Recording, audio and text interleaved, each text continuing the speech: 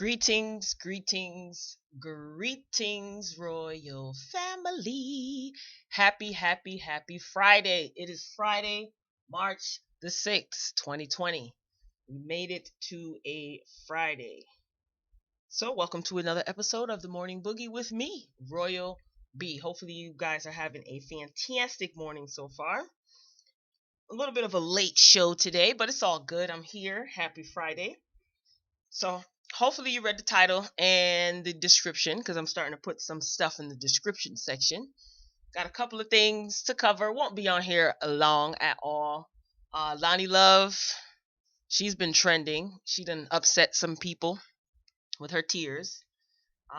Facebook, a Facebook office actually closed down temporarily, not permanently, due to the coronavirus. And Megan Thee Stallion, she is on her, I guess, a press tour. She's doing interviews back to back to back. Her album, or excuse me, not her album, her EP, Sugar, was actually released today. So she was able to drop her project today, despite the efforts of her record label trying to put the kibosh on her releasing her new music. So I was actually catching up on the Breakfast Club interview. It wasn't a long one. I think it was under 30 minutes. Wasn't even going to talk about that because this is a lot. It's like every day it's something, but it's interesting. It's news, something to talk about. It is what it is. So as you're rolling in, make sure you hit the like button if you want to stick around and listen in and then hit the like button. Either way, I greatly appreciate it. If you're watching the replay, drop a comment. Let me know how you feel about any of the topics that are being discussed. And of course, if you're in the live chat, don't be shy. Drop in the comments and hit me with a hello. So I normally wait a few minutes till everybody starts getting their notifications, start rolling in. Like I said, I normally am on much earlier than this, but I am here. I was finishing up the Breakfast Club interview, and I was watching a little bit of Growing Up Hip Hop. Lord have mercy. And it just ticked me off. So that review for Growing Up Hip Hop will be out later on today. So I'm not going to talk about Growing Up Hip Hop, though. I didn't finish watching it. I mean, I watched the majority of it, but just stay tuned for my review. Make sure your notifications are on, so that'll be up later on today. But let's stick to these topics at hand that's on schedule for today. So Facebook. They closed their Seattle office after a worker tested positive for the coronavirus. So the company, they notified employees of the diagnosis in a memo. This was on Wednesday night, and they informed that the Facebook's Stadium East office will be closed until March 9th.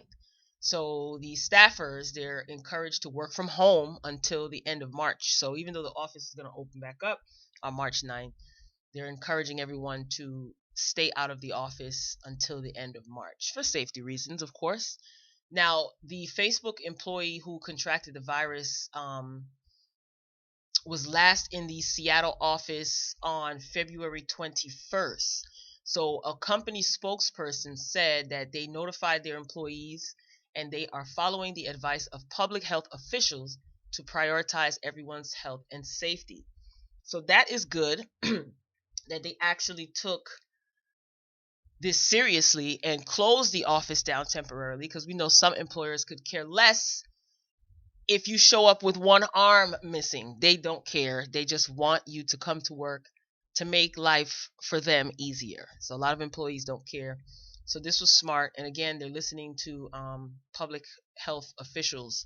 So I think that's a good thing. I mean, unfortunately, someone contracted the coronavirus, and hopefully they will get treatment and recover. And I just feel like this administration is handling this quite poorly. People are panicking. People's anxiety is through the roof.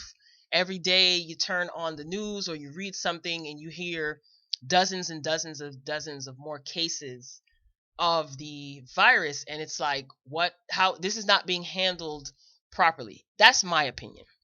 I feel like it could be handled a lot better as far as addressing the public. I mean, if people are anxious, nothing may put them at ease, but still, just to Cheeto Head just acts like he doesn't care. I mean, Cheeto Head probably doesn't even know how to spell virus. So I don't know. I don't expect much from him, but I do feel like that the current administration should step up, um, and kind of and just give people answers. We're hearing about all of these new cases, but we're not hearing about any course of action that's being taken. So I just say use common sense. Avoid heavily crowded places, like especially with the seasons changing, and because these cases are growing every day. If you can avoid heavily crowded places, do so. Wash your hands like your life depends on it. And I know that that's basic, but still, if you're sick, stay home. I know some employers, they don't care, but if your employer tries to threaten you, sue them. I mean, uh, you can sue them. Depends on where you live, but I think you should know about employment laws in whatever state that you live in, because like I said, some employers, they don't care. They say, oh, don't come to work sick, but if you're sick and you try to call out, they try to bully you. They try to make you feel bad, write you up, all types of stuff. So I just say, use common sense. And again, if you're sick, stay home. Seriously, like, it is what it is. So that's all I got as far as health tips.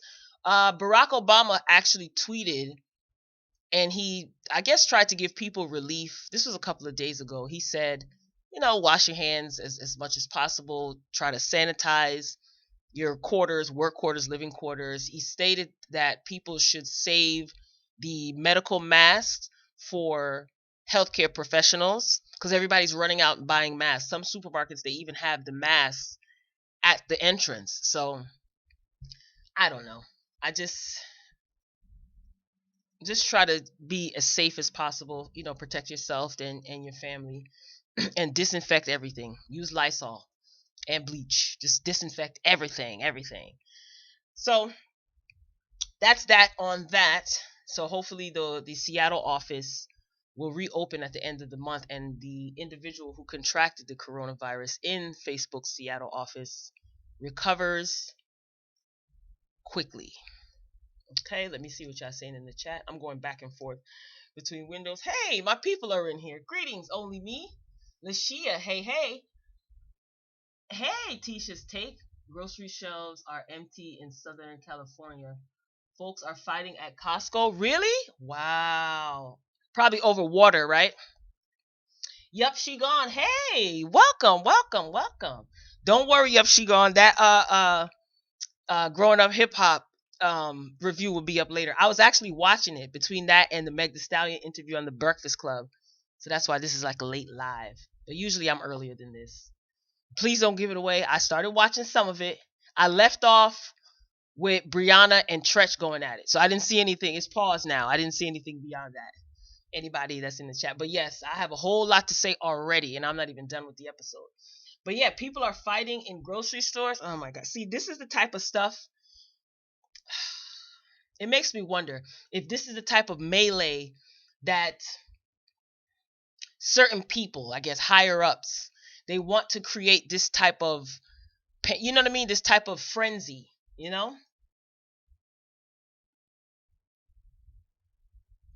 I had pneumonia and the flu last month, and I lost my job. See? Oh my God, only me. I'm sorry to hear that. I'm sorry to. That's. Let me tell you something. When it comes to stuff like that, I know it all too well.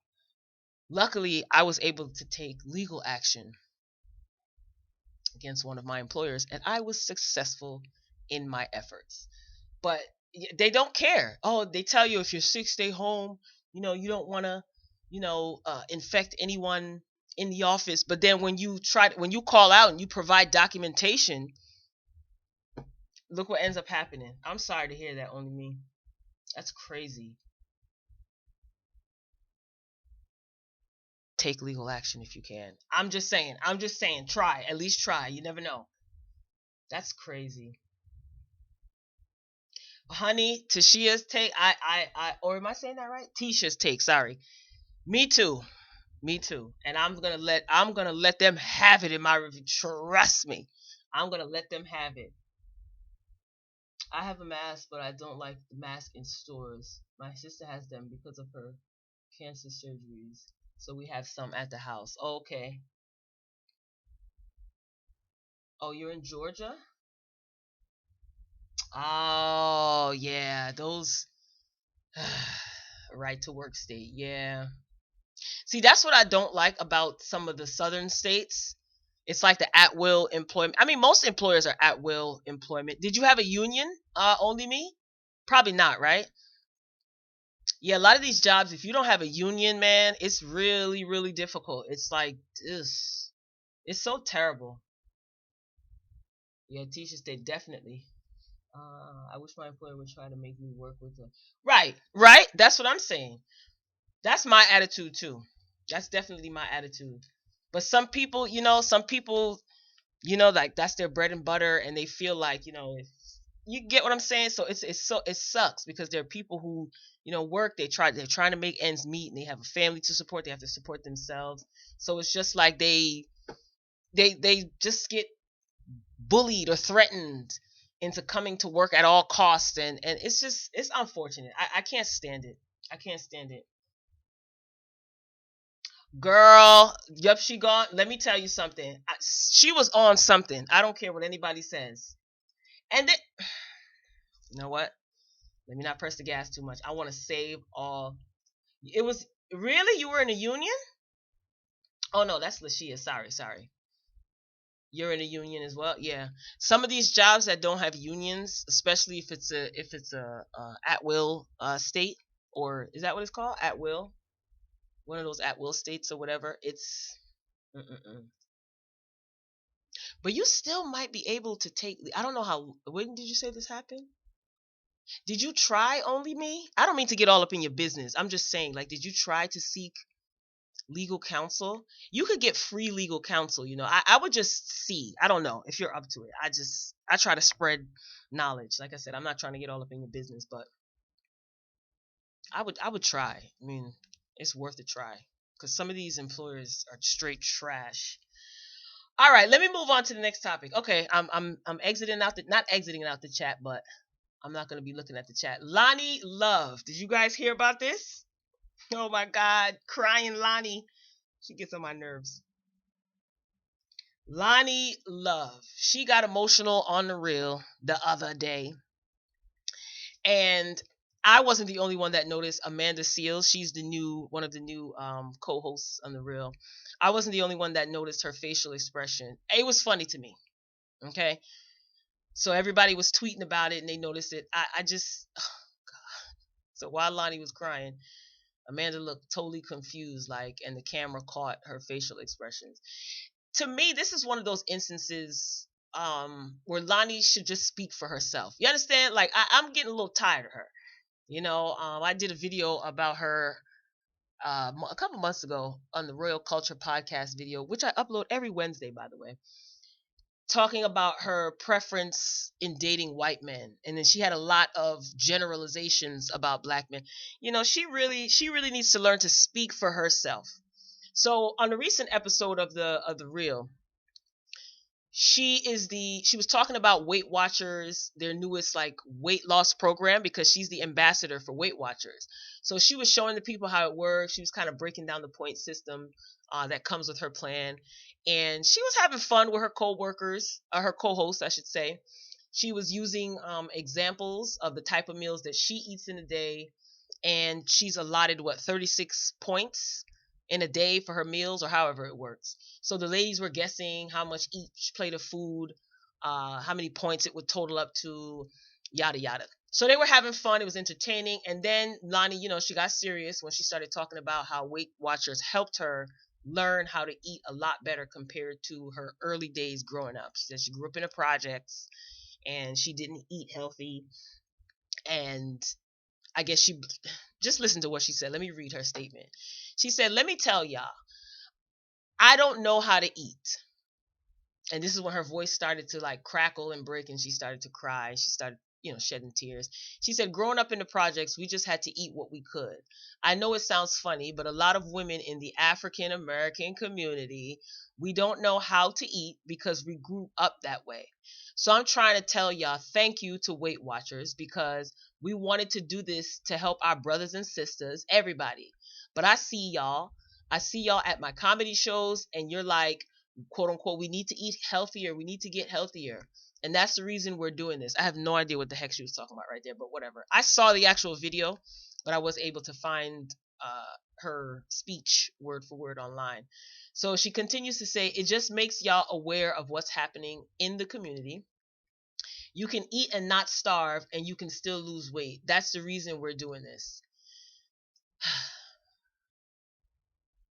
So while she's saying, giving her speech and crying, this is at this point, Amanda Seals is kind of like looking down, and then her eyes are just like going all over the place. And she didn't have anything to say really in that moment. And she just looked a little confused. So a lot of people they noticed that. I would love to know what she was thinking in that moment, Amanda Seals. So there were some people who had an issue with what Lonnie said, as saying that she was generalizing her issues into a black woman's issue, or just making things a black people problem, when it's pretty much bigger than that. So a lot of people were on Twitter and they were roasting her. They were roasting her. She talked about eating. I will say this before I give my critique, right? I don't disagree with her, right?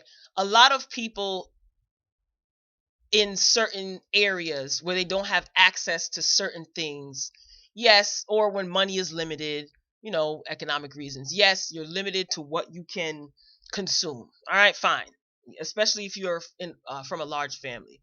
But what I noticed that she didn't mention is, what about physical activity? Like, that's the first thing that stuck out to me when she said this, aside from the fact that I think that she should speak for herself. And please stop saying, oh, a lot of black women. You're not a lot of black women. You're one black woman. Like, she just really gets on my nerves with that. Again, what about physical activity? You doing these points and Weight Watchers, woo woo woo. That's all good. You're an ambassador, of course, so you have to big them up. You're getting paid to promote. I ain't mad at it. But what about physical activity?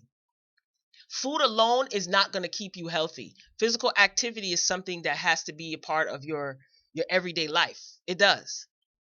Poor eating habits again can be due to lack of knowledge or lack of access to fresh food markets. They have bodegas in certain areas and they don't always have fresh foods, or again, limited resources, money, yada yada. You have to make your dollar stretch. I get all of that. Again, what about physical activity? She didn't talk about that.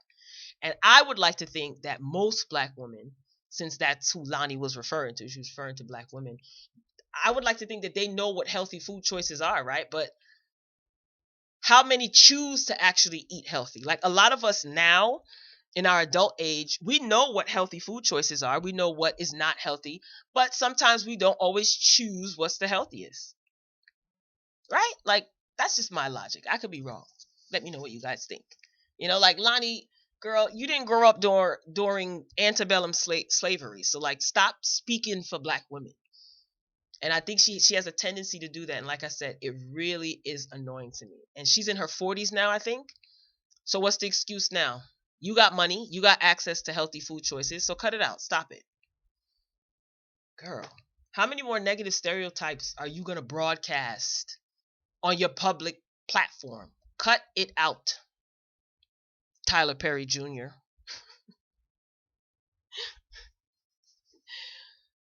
She really irritated me. And I understand that she was emotional and everything, but girl, you sound crazy.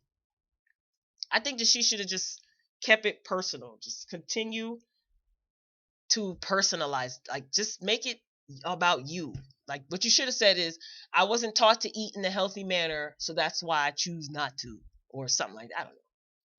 Again, I would love to know what Amanda Seals was thinking in that moment, because her face was saying a lot, and she has a big mouth. She always got something to say. So I'm wondering if she will address this. I don't follow her on social media, but I'm pretty sure if she says something, it'll be blasted all over the internet.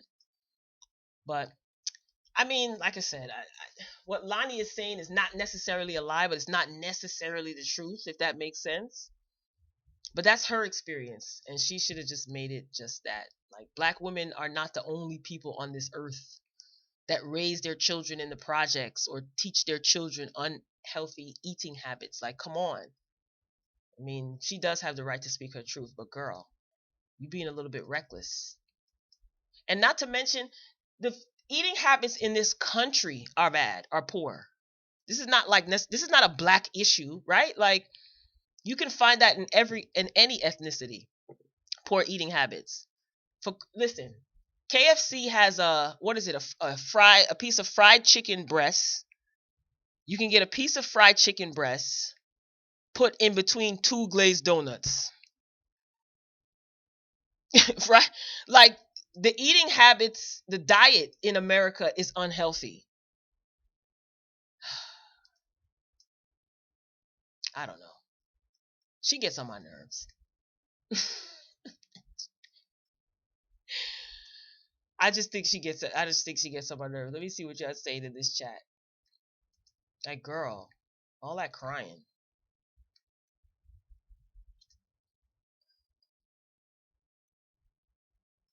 Somebody said Lonnie's crying about food. She's so annoying. Crying Lonnie. Oh yeah, UPS. I'm sorry, going back to only me. Yeah, yeah, yeah. I know UPS has unions all over the place. That's true. Yep. And teachers too. And nurses. Nurses union.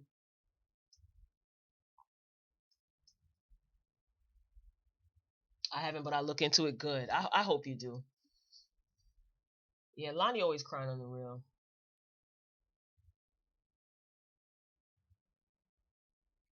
Yeah, his Cheeto Head's comments about it are annoying as far as the coronavirus. Yeah, he doesn't even. Lonnie always doing something on there. If it ain't about her husband, she's married to that guy.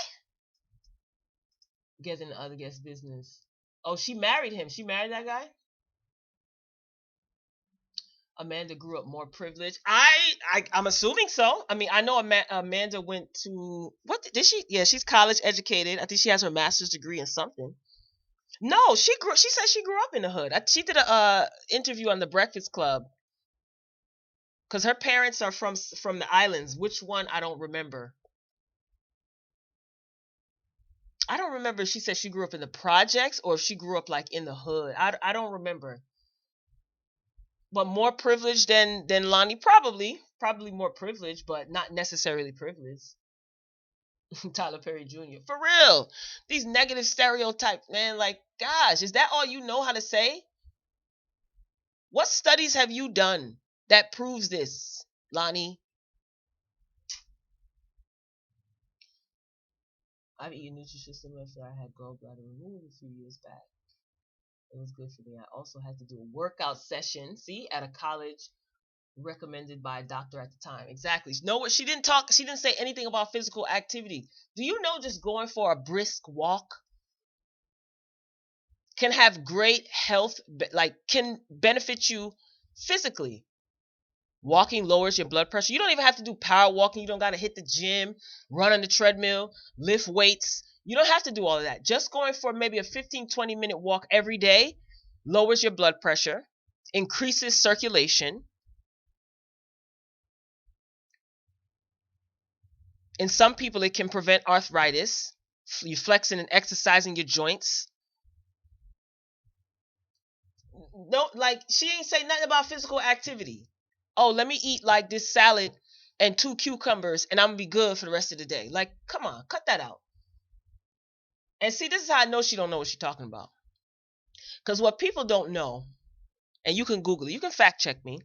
The more you starve yourself, regardless of your bone structure, if you're thicker, if you're slimmer, the more you starve yourself, the more you slow down your immune system because your body is saying to itself, "Oh my goodness, we're in a famine, so let's hold on to everything that we got." So you don't speed up your immune system by not eating or eating, bird seed or starving yourself or only eating once a day. You actually speed up your metabolism by having smaller portions more times a day. Don't believe me? Google it. If your body feels like it's starving and it's in a famine, it's going to hold on to more body fat. So your immune system is going to slow down, making it harder for you to lose weight. I bet you Weight Watchers didn't tell you that, Lonnie. But I don't blame our race for that because we aren't the only ones that are unhealthy at times. Exactly. The American diet is healthy. 50% of Americans are obese. Come on with the facts. Word. And I doubt that all 50% of them are African American. You know what I'm saying? Like, see, oh gosh. The KFC donut sandwich is nasty. I tried it. It's not even glazed. When I saw that, I was like, that sounds nasty. You saw that at KFC.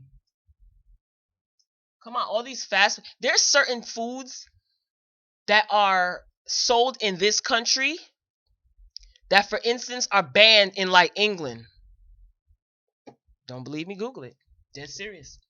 There's certain things that the kids in these schools eat in the U.S. that they would never eat in some some European countries or countries overseas. You know what I mean? The American diet is healthy. It's healthy, and you know why that is?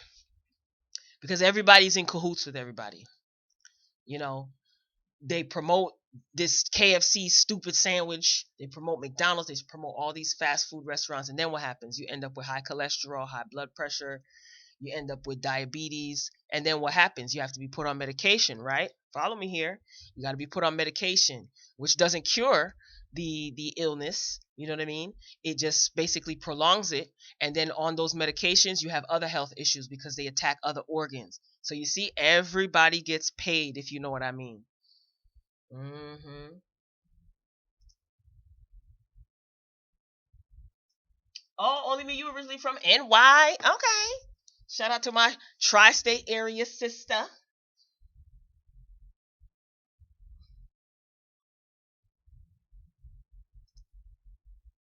Oh, the nurses don't have, really? They don't have unions in Georgia? What? That's crazy. Tisha's Take says, I walk between 12,000 to 15,000 steps every day. That's word. Physical activity is important. I'm a nurse and I approve this message. I didn't know that.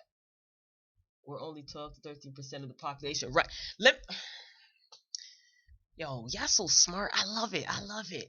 Let me tell you something about statistics, right?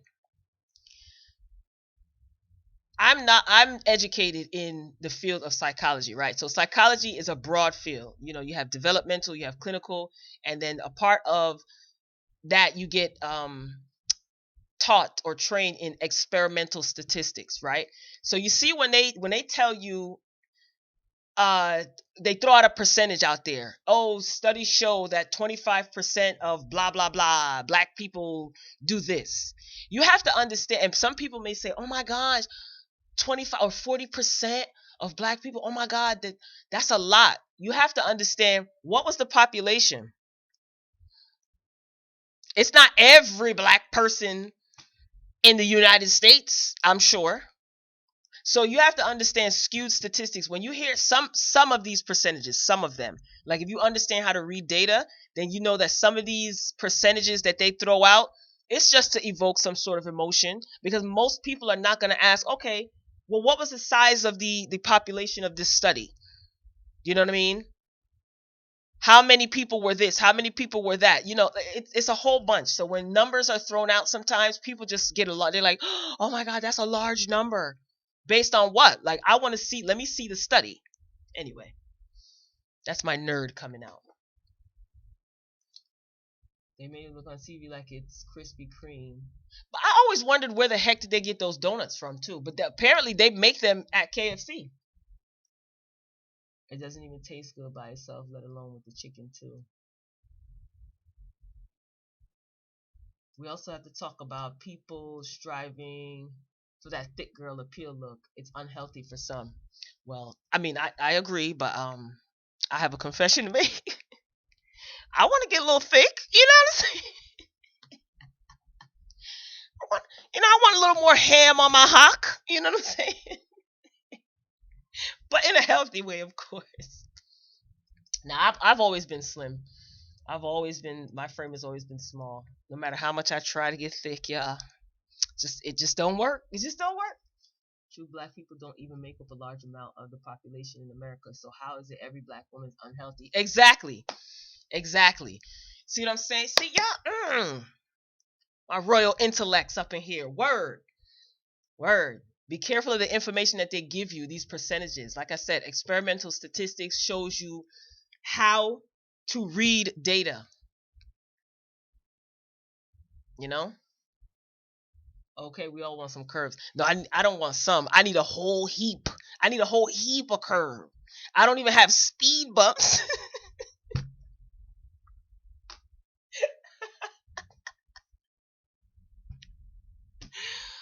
Oh my god. I'm so stupid.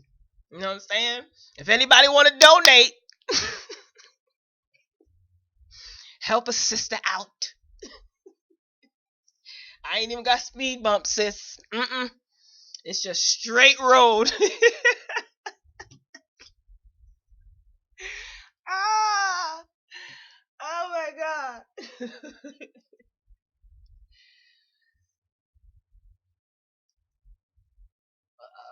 I want to get more sick. I'm slim, but these down here at 250 plus calling them sick. No, girl, ain't no speed bump. Ain't even no stop sign, girl. It's just straight road, highway. It's just highway, straight road. Hey, Tatiana, greetings.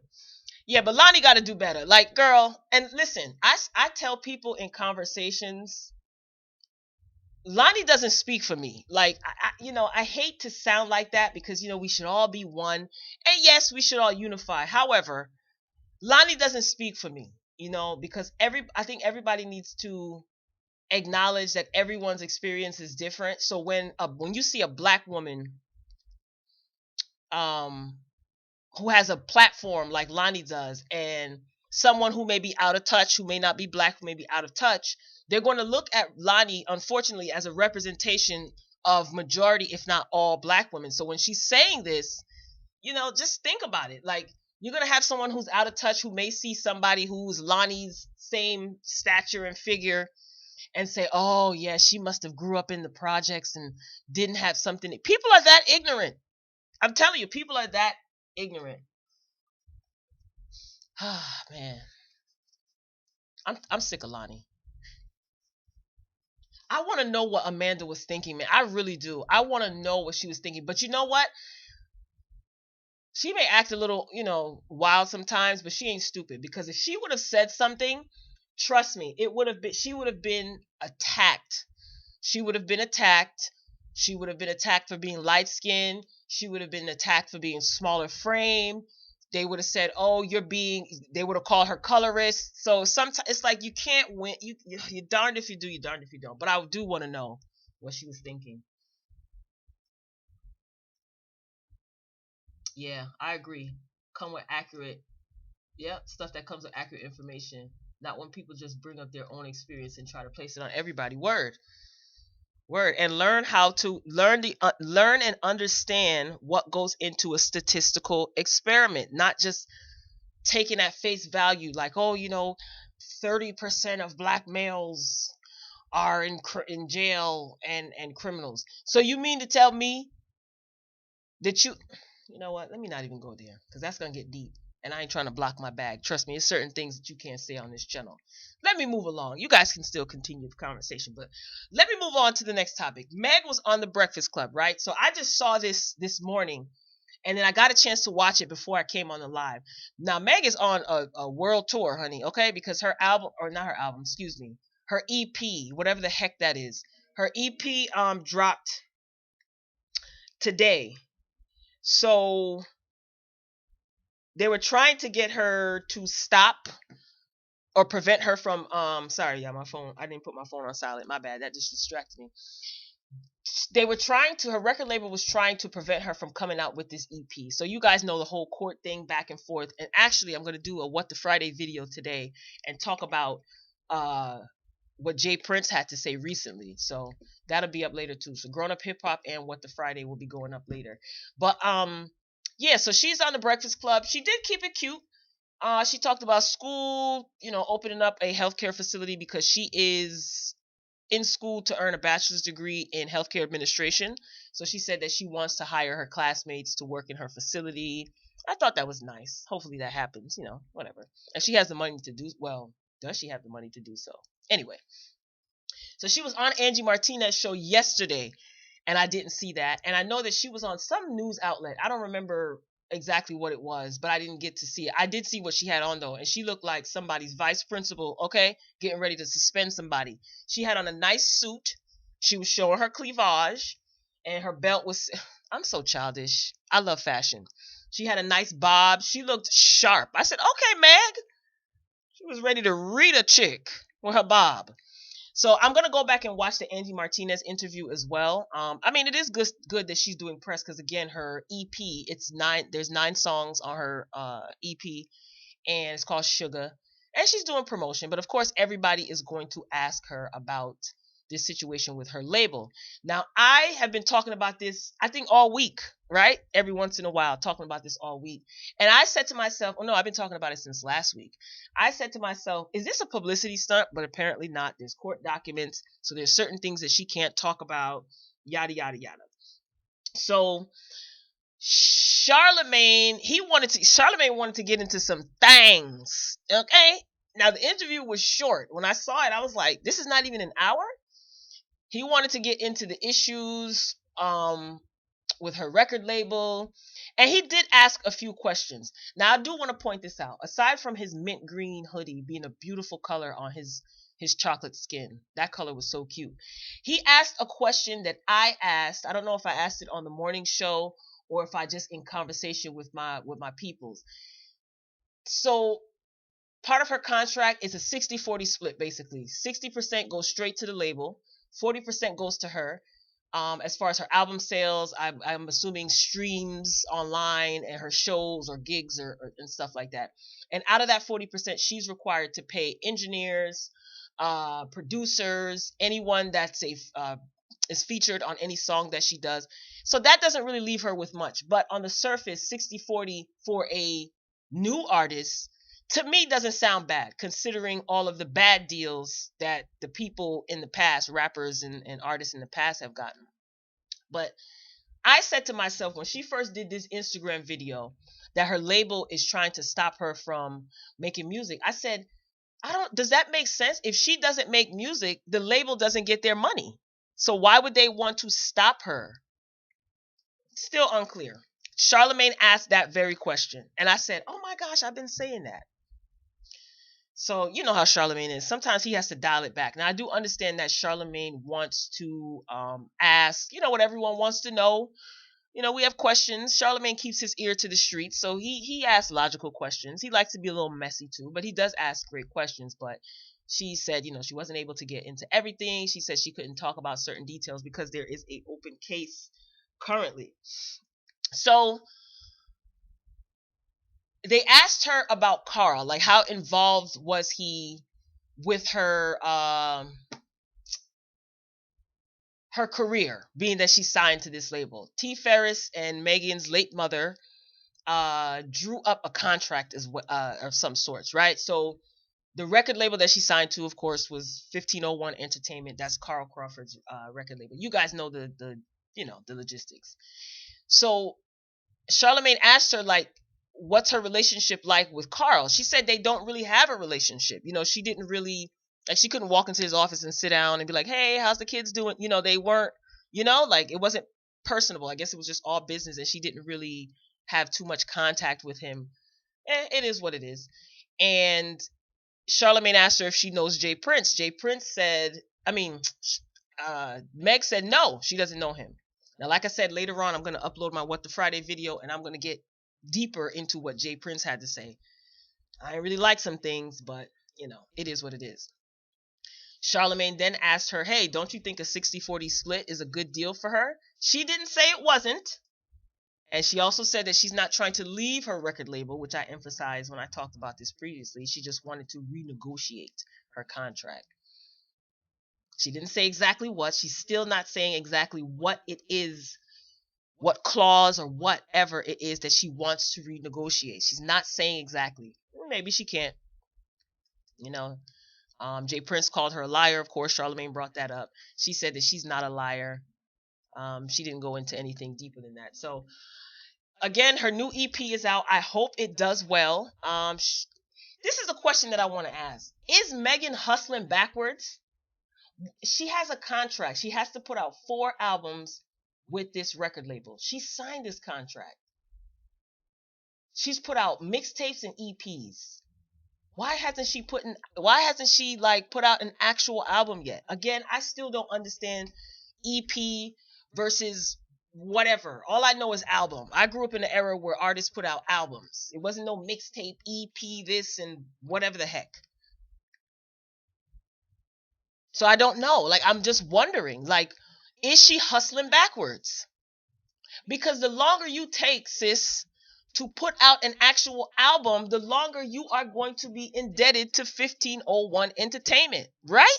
These EPs and these mixtapes don't count as albums according to your contract. So what's going on here, really? I still think it's all a publicity stunt. Let me see what y'all saying in the chat here.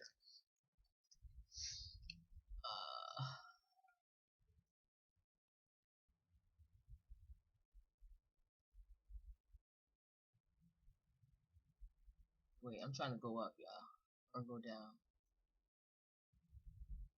School, yeah, school, yeah, she in school.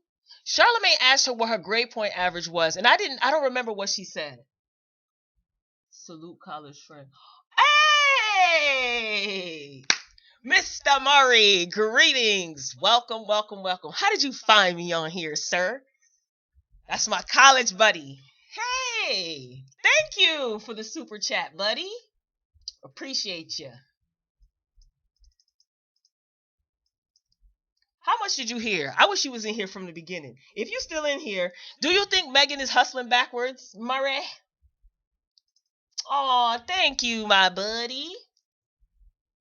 You found me. You must have found me through Carrie, huh? Ed, huh? What school does she go to? Didn't know she went to school. Yeah, she goes to TSU. That's not including her show money. Oh, so you were, see, only me? That's my homie right there. I remember I did ask that question. Because I feel like I've been talking about this forever, right? This wasn't even on the roster for today, but I saw the interview early this morning and I said, let me watch this.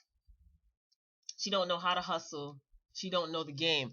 It seems that way, right? That's crazy to me. Considering her mother taught her nothing. You know what? Let me stop bringing up her mother because Jay Prince brought up her mom and I don't know. I just don't like that. I don't like that. But she did say also in the interview that, she's not going to be bullied and intimidated. Uh, I can't say if she's being bullied or intimidated. She can only answer that. You know what I'm saying? Like none of us are in her shoes. But I don't think that there's anything wrong with renegotiating a contract, right? But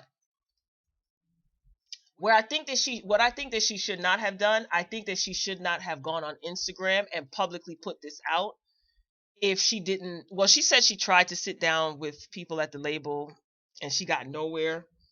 So I don't know. Ah, I don't know. It still blows my mind how a person can be a full blown star and finishing school at the same time. I know, right? Jesus. I didn't even work when I was in college the first time around. I didn't. In the summertime, I did. Like when I came home for the summer, I worked a summer job, but it's stressful. No, you have to. I don't. Yeah, I think so. I agree with that. You have to prove yourself to renegotiate. Yeah, it's true. Especially if you sign a contract, you have to complete 4 albums. What? No, Megan.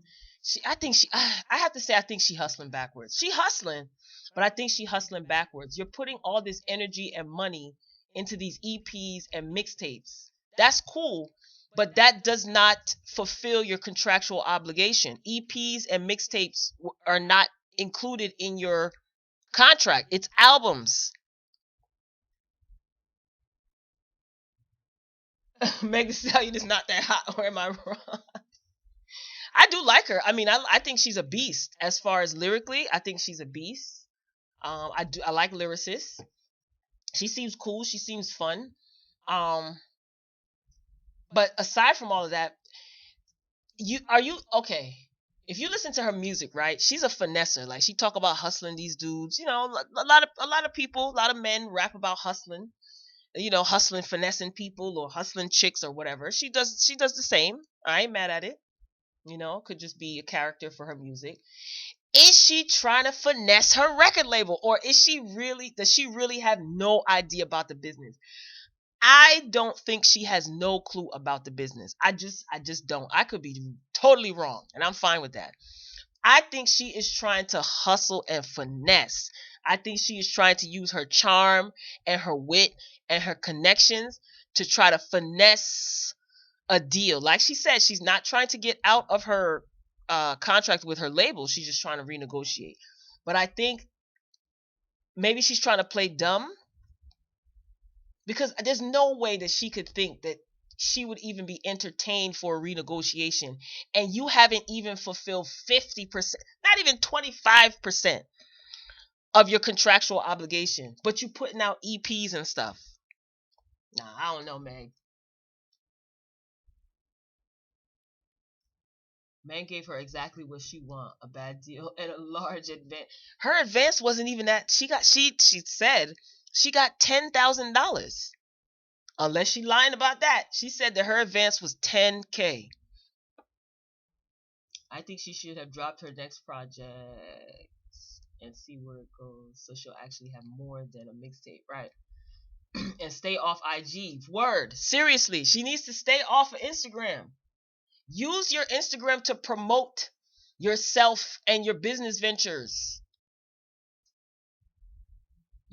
She should be the ambassador for the school that she goes to, so she get a little extra change, right? But stop airing your stuff out on Instagram, not stuff like this. And that's going to make people look at you away, because nobody's going to want to do business with an impulsive, overly emotional somebody. You know what I'm saying? I don't know. Maybe I'm tripping. I can be a little rough sometimes. You want to like her, but she comes off fake to you. Meg should have got her degree in business or okay. Maybe she should have learned to read contracts for real.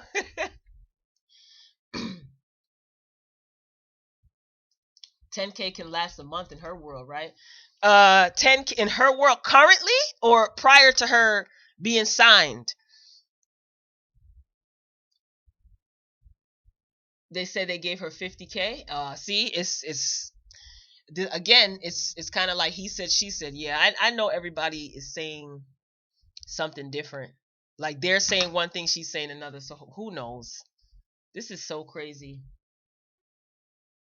I really feel that someone got in her ear and hyped her up. Yeah, someone probably got in her ear, hyped her up, and she was like, "All right, I'm about to watch. I'm about to finesse this. I'm about to finesse this." Oh, you said both?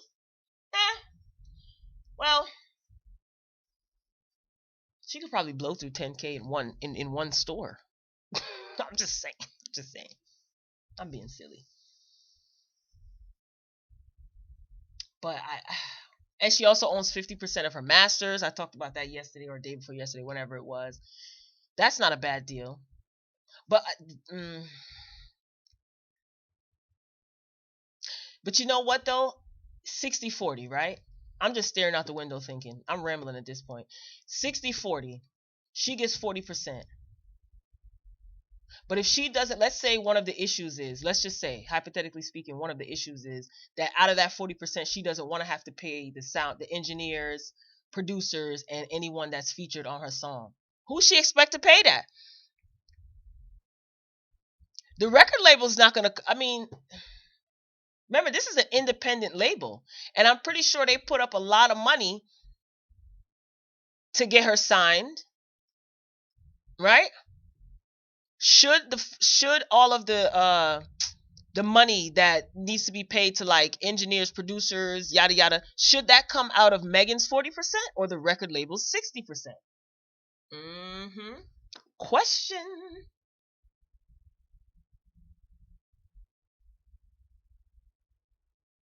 Down here in Houston. Oh yeah, that's true too. She's yeah in Texas. That's true. That's true. That's true. Because it's cheap to live. That's true. That's true. Yeah. She still live in. Does she still live in Houston? I hope she's one take bag.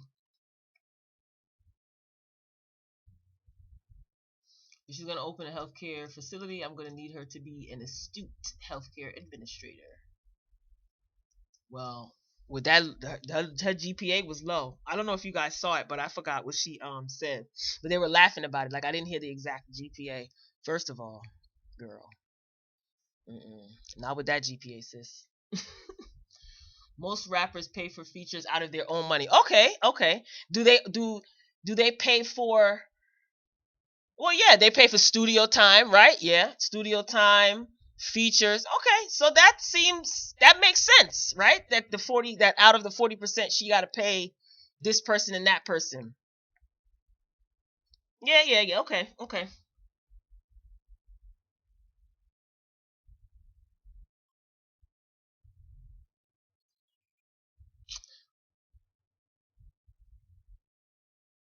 Oh, she in LA? Child. Mm-mm. I also feel like as a new budding artist on an independent record label, she could have played a much larger role in the future pacing the way for new artists. Yeah, yeah. What message is this sending here?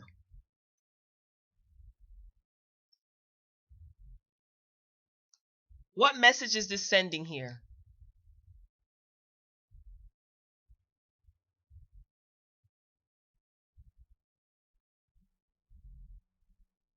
Everybody wants to sue everybody, man. Jesus. I mean, you have the right to do what you do, but girl, I don't know. This don't sound something don't sound right. I don't trust neither one of them. Speaking of Jay-Z, right? I wonder what his contract was like. His first contract. Like when he first got signed, was his did he own he didn't I don't think he owned 50% of his masters out the gate. I don't think it was a 60-40 split. I wonder. So for me, it's not a matter. Excuse me, it's not a matter of oh, just take what you can get and shut up. But you gotta like, if you sign a contract, man, like come on, that's like going to your boss and asking your boss for a raise, and you ain't make the company no money. Like if you're in sales, you ain't make the company no money, and you only been on your job for like 3 months, right? Is that a good analogy? I mean, you can, but you would be bold to do so. It's like, why should I give you more money and you ain't make me no money and I'm investing in you? It would be nice to know exactly what it is that she wants to renegotiate, but we probably will never know that. We probably will never know that. What is it? Like, what part of the contract is it that you're not satisfied with? Perfect. Yeah, okay. I like analogies. So I just, thank you, Tatiana. Appreciate that. That's a little bit obnoxious, right? A little obnoxious. Yeah, you working in sales. You ain't make no commission. And you like, look, boss man, I want a raise. A raise for what? Like, what type of raise? I don't know. But she's going on her press tour for her album. I think that she should just promote her album. I think she should stay the heck off of IG, because it could possibly hurt her case. Um, that's possible too. I mean, that is okay. Okay, she wants to give less albums instead of four, right? Okay. Hmm. But I wonder if even if they, well, she would want to do three instead of four. I mean, or two. Most record labels, when you get signed, they want like 3 to 4 albums, right? Or, and again, this is an independent record label, so they don't have a lot of financial backing like these bigger corporate labels, So, and I'm not trying to take Carl's side, but I'm wondering like how much did he put out? You know what I'm saying, as far as money. And then again, we don't know what happens behind the scenes because some of these people can be creeps, but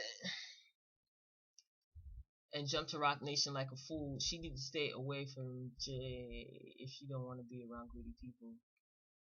Yeah, four is not that much. Cause how many mixtapes has she had out? She had got like this is she had Fever, she got Sugar. Tina Snow was another one, right? Was a mixtape or EP, whatever the heck they're calling it. So that's already three. Yo, Meg is hustling backwards, man. I'm answering my own question. You are hustling backwards. You are hustling backwards. Her Fever, I like that album. I think Fever is what? Is gold now, I think? You can make the numbers. Like, she has a fan base. People come out to see Meg. She's doing mad shows. She work, you know what I'm saying? She works. She's on her grind. Why is she not putting out an album? Then again, 40% after you pay, you have features on your album. You want to get the hottest producer, so you're going to pay top dollar. So she sells 1,000,000 records. How much of that is she going to get after she pays 60% to the record label? Then she's left with 40. She got to pay producer. Listen, yo, you got, it's either or. You can't have it all, sis. Like, men can't have it all, man. You got to crawl before you walk. And I get it. Women empowerment, yay, woohoo. But you have to be logical. You have to crawl before you walk. There's a lot of people who are billionaires now in the music game, millionaires, billionaires, that had crappy deals when they started. Right? You got to work your way up. That's just the game. You're not going to have it, you're not going to have it 100% your way, because I think if she has it all her way, the record label is going to lose. And they're an independent label, like I said. They could get shut down by Rock Nation easily. And we don't know if that's what Jay-Z is trying to do. We don't know that. I think that would be a stupid move for him to do, because you kind of want to keep your friends close and your enemies closer, right? I'm just saying. You can't put out an album. She's trying to build momentum before she does. She was making money. She was doing shows all year. Do you think, Tatiana, that she has a strong enough fan base for an album? Because Fever did good. Fever came out last year, I think it was. Fever did pretty good. She had Juicy J on it. Juicy J produced a lot of her songs on there. She's still a new artist.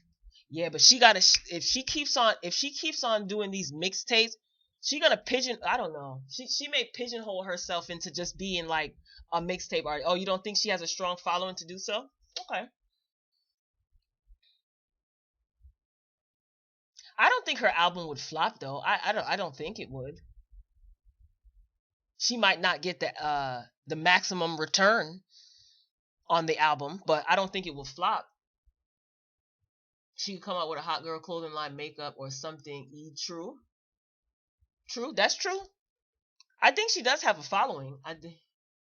You think she has a strong fan base? Yeah. So opposing views,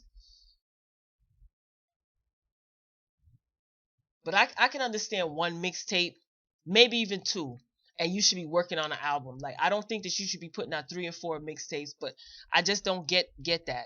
I would love to talk to somebody to find out. Maybe it costs less to make.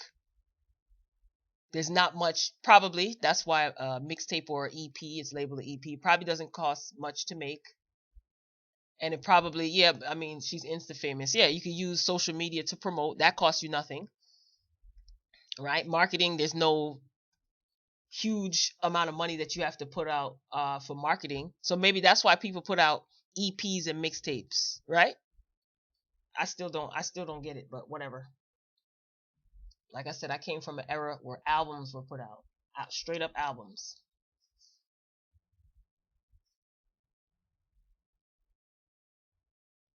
Oh, EP has less tracks. Okay, okay, less tracks. Yeah, less money to promote. All right, so that's what it is. And then a mixtape is the same thing.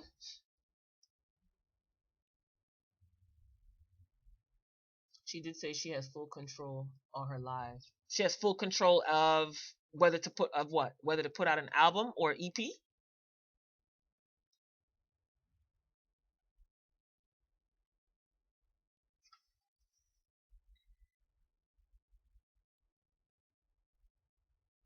She's perfect. She's insta famous. You guys are funny.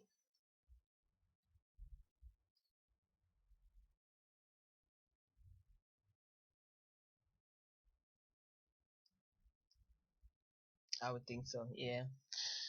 I stuff like this interests me. I don't know why. I just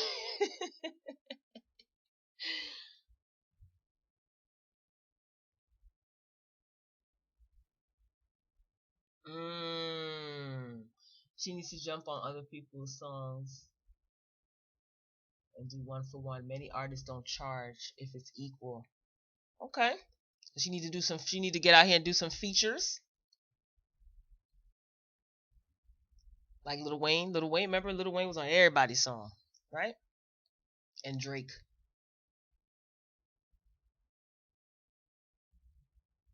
I feel like a private investigator. Like I want to know what her logic is for putting out mixtapes. It could be because there's less overhead. That's my thinking. Less money you have to pour into marketing because it's less songs on an EP. I just found out. Thank you, only me for schooling me. I just figured it was like a another word for another type of album. But why are you doing all of these mixtapes instead of just doing an album? The amount of money that you spent into these 3 4 mixtapes or 3 mixtapes that you have, you could have did 2 mixtapes, maybe even 1 mixtape. No, two to get your momentum up. 2 mixtapes, and you should already this should have been an album that she was releasing, not another mixtape. You just put out a mixtape last year. I think Fever came out last year, and it was good. I liked it. You had Juicy J. Come on, he's an award-winning producer, and he understands her sound. I think they make good music together, in my opinion. Mm-hmm. Yeah, features are good, true, but she needs number one by herself, right? Number one's by herself, right? See, that's what Nicki Minaj is. That's what she was dealing with. Features are good, yes, but you definitely need to have number ones by yourself. That's a fact. Yep, I agree with that. She shouldn't jump on other people's song like Nicki. Oh, I didn't even see that. See, I just mentioned Nicki. I didn't even see that comment. Did when she first came out. Hmm. Ah, albums 8 or more. What this albums 8 or more tracks. EP between 4 and 7. Sugar got 9 songs on it, don't it? Let me see.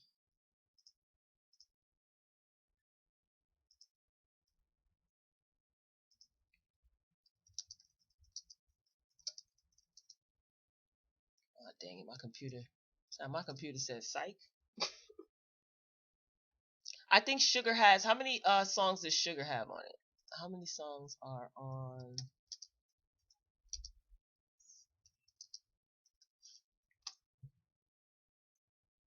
Let's see if Google will answer me.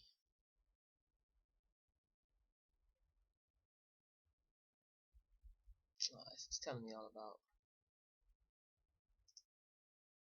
She made a video for her song B Bitch.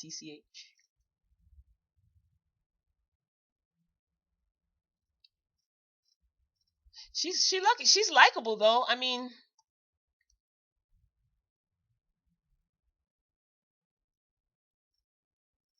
I wasn't feeling that Hot Girl Summer song. I'm just saying. It's like it came and went, right?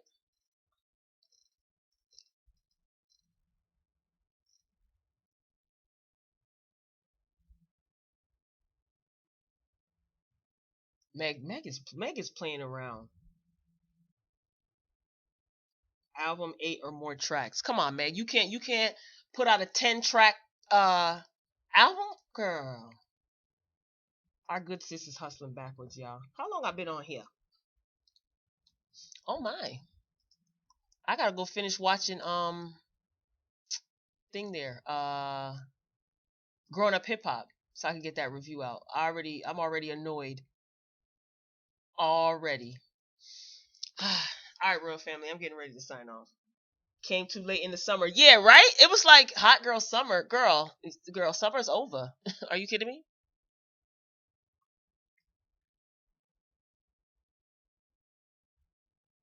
See?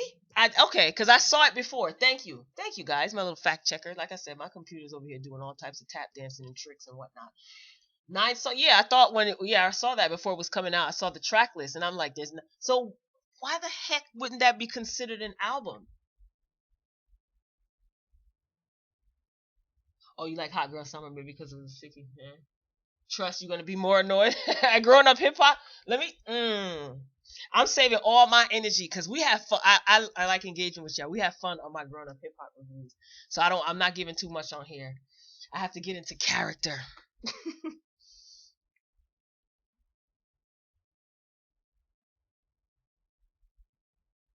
9 songs. So why the heck is she naming it a? Oh, girl, what is you doing, sis? Nah, something funky is going on behind the scenes, man. I don't peg Meg as a stupid chick. I've pegged her as she got a little hustle game going on. Mm-hmm. Yeah, don't worry, guys. I'm gonna be real extra. I am. You don't hear how energetic I am. I already had 2 cups of iced coffee. Two already, and I'm already hyper anyway. Tretch, let me tell. Listen, Tretch made me want to swing on him. And you know what? I could say this on here. Tretch is from Jersey, right? Y'all know I'm from Jersey. So if you from Passaic County in Jersey, Essex County, and maybe Hudson County, then you already know Tretch don't even have hands. And I don't want to diss my brother because he is aging like fine wine, but he turned me off with his rubber bands and his beard. I wanted to swing on him. Tretch and Vinny were in Naughty by Nature. I'm sure you guys know that. And Vinny was the one that had the hands. Tretch didn't. Okay? I'm like, why are you yelling at Brianna? See, there I go. Hey, Elizabeth, you from Jersey, Tatiana? All this time, I had no idea. I don't know why I act like that over Jersey. When people are like, yeah, I'm from New York, I'm from Jersey, like, oh, I feel like we're like next door neighbors. So that's a fun fact on this Friday, y'all. Tretch didn't even have those hands. Vinny did. Vinny was the one tussling in the street while Tretch stood by and watched. And that's no allegedly either. I wish I had Hillside. Oh, I went to. Oh my God, my college buddies are from Hillside. Come on, Jersey, Tatiana. I didn't know. Yes. Come on, Jersey. Hillside. Okay. I went to school with um a lot of people from South Jersey. A lot. Hillside, uh Camden, Atlantic City.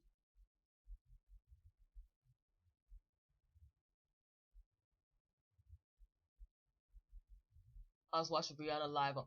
Oh, that's the last live that I saw of her, honey. It was bad. One of the fans told her about the trailer for the new episode. Oh, did they?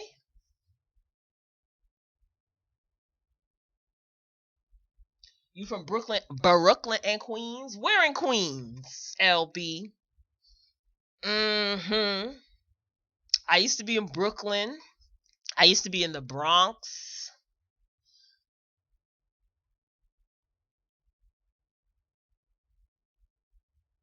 I was raised in Hillside. You moved to. Oh yes, I think you in SoFlo, right? You in SoFlo now, right? Long Island in the house. Hey. Yes. I used to always go to East Hampton in the summertime when I was younger, until I was about like 14. Corona with the Dominicans. Hey, that Dominican parade be lit. Used to be lit. Tatiana, if you don't mind me asking, what county? You could just put the first two letters of the county in SoFlo. I ain't. If you don't want to, that's okay. I don't want to put nobody business out there.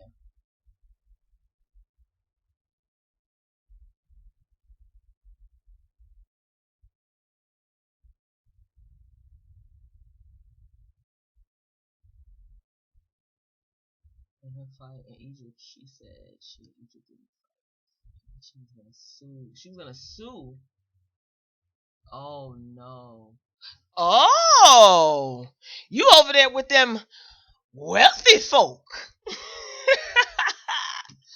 Doesn't Cheeto Head have a? That's where he has a house, right? That's the county, right? Because I know that's the county. That's where Cheeto Head be at.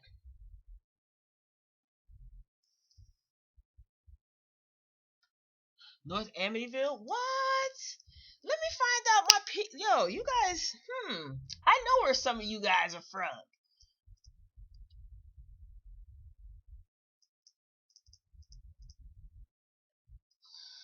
But yeah, the old people, honey. I already know them old, stuck in their ways,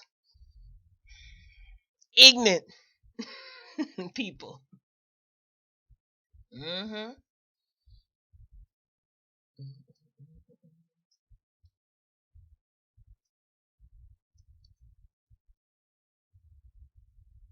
Oh, so you far away from the you far away from the Ratchet Rangers. You know how I call the Suki, Hood Brat, and Chameleon the Ratchet Rangers on Love and Hip Hop Miami. You far away from them.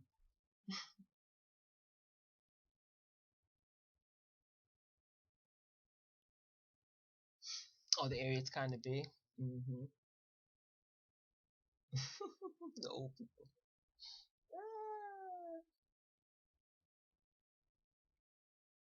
Oh my gosh.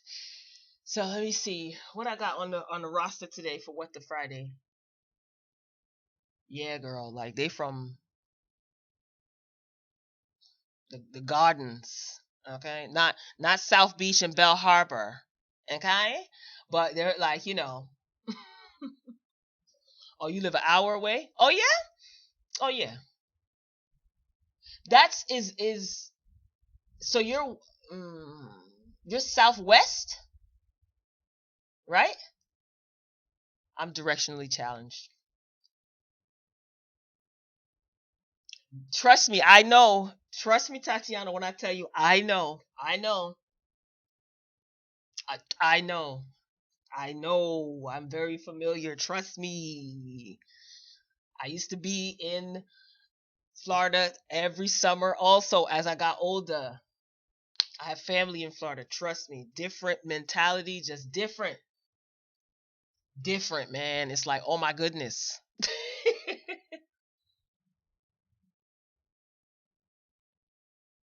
West Palm Beach, South. How far are you from Broward County? Because I know Broward and Dade are like in each other's backyard. Well, depending.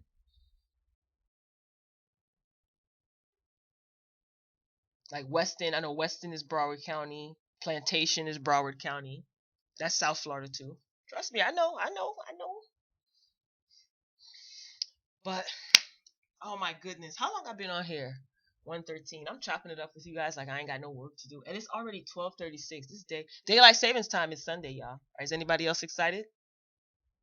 So you set your clock 1 hour ahead. My car clock is I haven't changed it, so that's one less thing I have to do. Broward 45 minutes. Okay. Mhm.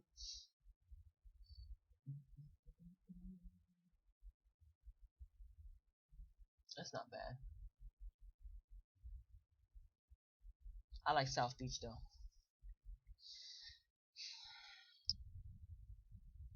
On a 95. Okay. Biscayne Boulevard. I'm that type of girl. Definitely not Miami Gardens. No, I'm not that girl. Mm-mm.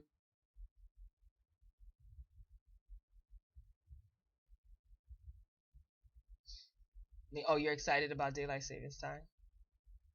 I'm trying to see if I can fix this thing.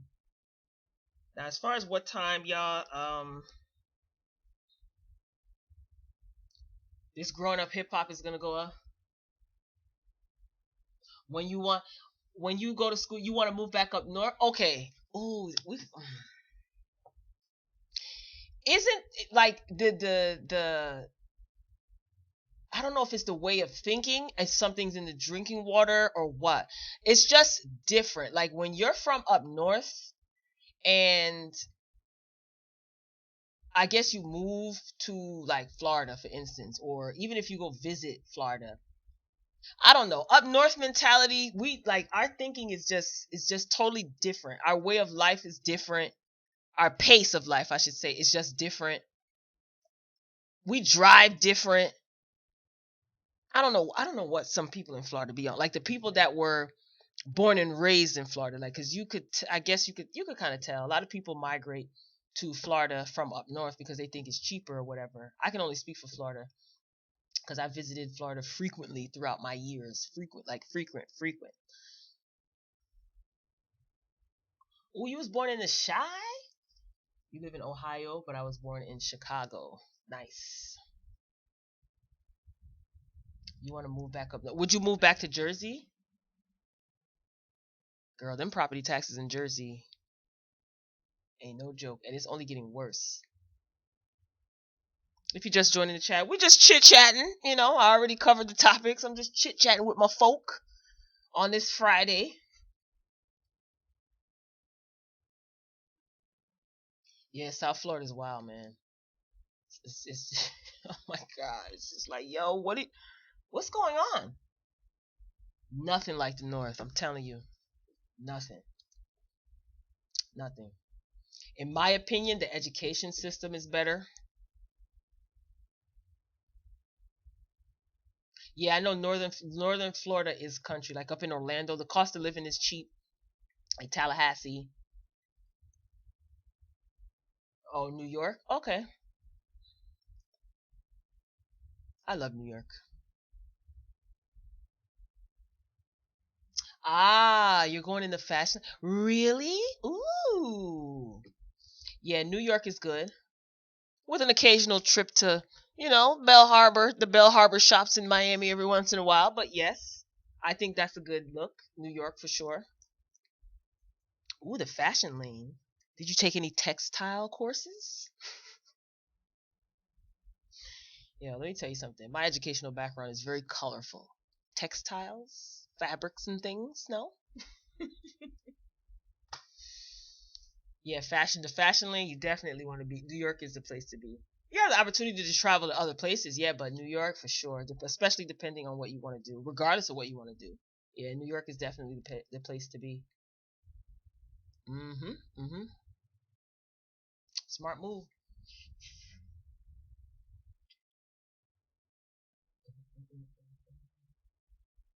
But then again, if you want to be a buyer, you could be anywhere. But I get what you're saying. New York for sure, for sure.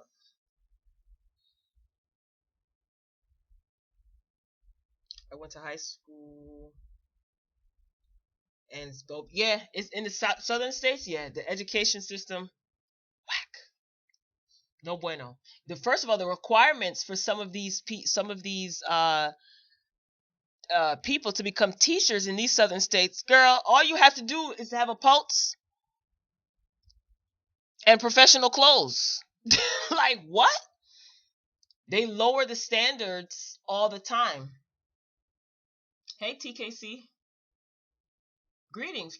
Megan Thee Stallion messed herself up. Did you catch any of what I said about Meg, or you just rolling in?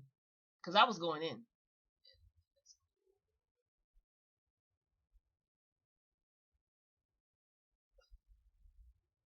Okay, Tatiana. Okay, yeah, definitely expensive. Salute TKC. I'm just rambling at this point. Just talking to my folk. Those are your initials. No, it's all good. Oh man, I was going in on Meg. Okay, since you're here, TKC, do you think Meg is hustling backwards? Glad you're joining us, by the way. Happy Friday. Do you think Meg is hustling backwards?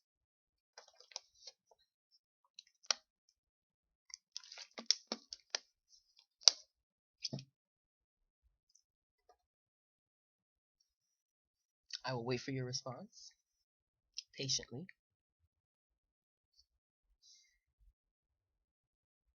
Where the heck is Don't Try Me? That's my sister. Not biological. But she be in her office listening to me, and every once in a while will peek down. I just tell her, she's a moderator. I just tell her, like, look, if you see anything crazy, take it out. She don't really. I be trying to tell her, like, type this, like, periodically say like the video as you coming in. She's like, I ain't doing all that. Hustling backwards, no, just being greedy and got caught. Okay, let me explain what I mean. I mean, I'm not trying to force you to change your answer, but when I say hustling backwards, right? Because contractually she's obligated to complete 4 albums. Only me educated me, and because I didn't know what the heck is the difference between an EP, mixtape, and an album. I grew up in an era where there were albums, none of this other, foolishness. So an EP is 8 or less songs. I think I got that right. An album is 8 or more, something like that. So this project that she's calling an EP has 9 songs. Sugar came out today, right? 9 songs. She had Fever prior to that, and I think she had Tina Snow prior to Fever. So she's already put out 3 EP mixtapes, whatever. Why do you think that she's not putting out an album? Do you think it's because it's cheaper to put out EPs and mixtapes than it is an album? Do you think that she does not have a large enough following to have a successful album? Oh, an album is 12 or more. Yeah, listen, I have no clue. I'm sick of hearing EP and stuff like. Because I said, what the heck is the difference between an EP and album? But I was advised that I think 8 or more songs is considered an album or something like that. Thought an album was 12 or more. Well, I don't know what era you grew up in, but back in my day, yeah, an album had like 12, 13 songs on it. But then again, they didn't have EPs or anything like that. It's just all a mess, right? It's all a mess. But why do you think that she's not putting out an album? That's why I asked, is she's hustling backwards? Because she's already put out 3 or 4 mixtapes. I counted 3. I could be wrong. She's putting out all these mixtapes and EPs. I think she has a solid enough fan base to put out an album that will do okay. So why is she not putting out an album? Like, all she's doing is prolonging her contract, because until she fulfills those 4 albums, they're not going to let her out her contract. She trying to generate more. Ah, okay. By putting out singles, it's the new strategy for today's new artists. Okay, that makes sense. That makes sense. And then, what do you think about this whole renegotiation of her contract? She said that she didn't want to get out of her contract. She just wants to renegotiate, but she did not specify exactly what she wants to renegotiate. Does she have the right, I guess, for lack of a better word? I don't know. You came up in the 90s? All right. Now we're talking. Now we're talking. Were you born in the 80s by any chance? Are you an 80s baby? 79, 78? Just curious. I don't want to be all in your business. I'm just curious. I came up in the 90s too, so Nobody makes yeah, it's true. They don't. They don't. We got a lot of this microwave music. Everybody wants to just and also too, social media. I mean, social media is good for marketing, you know, but I don't know, man. All these singles dropping all these singles. But again, yeah, she could be trying to be. But how many mixtapes do you need to put out, or EPs do you need to? Well, maybe the numbers are not. It could be a multitude of things, right? I don't know. Like I said, my mind is going back to how things were in the 90s. We got albums. Sometimes we got double disc CDs. Okay, remember that Ready to Die? 70. Oh, you 79? Only me? Okay, my age group is in here. So y'all know good music. I had no intention on being on this live this long, but this is lit. She sent Rock Nation lawyers at Crawford first to intimidate him into renegotiating. He defended himself. Okay. until she gets the right numbers. Yeah, okay. Okay. So I get it now. That makes sense to me. That makes sense to me. She's probably like, the momentum is not where it needs to be. Let me put out another mixtape. So her album can be number one. Yeah. Because she needs her album to be number one. She definitely does. But is it a waste of time though? I don't know. Is she nervous? Does she not have faith in herself? Born in the 80s. All right. Shout out to my 80s babies. Facts. Me too. I was born in 83. Okay. So you grew up during the whole bad boy era when music was music. Okay, good. I just like to know who I'm conversing with. No judgment. I'm just saying. I'm just saying. I was born in 93, but the generation I was listening to, their songs were longer and the albums had more songs. Yep. But I know music before I was born as well. Thanks to my mom. Good. Shout out to mom for infusing you with good music. You can't underestimate good music, man, because you see, look where it's going now. Lord have mercy.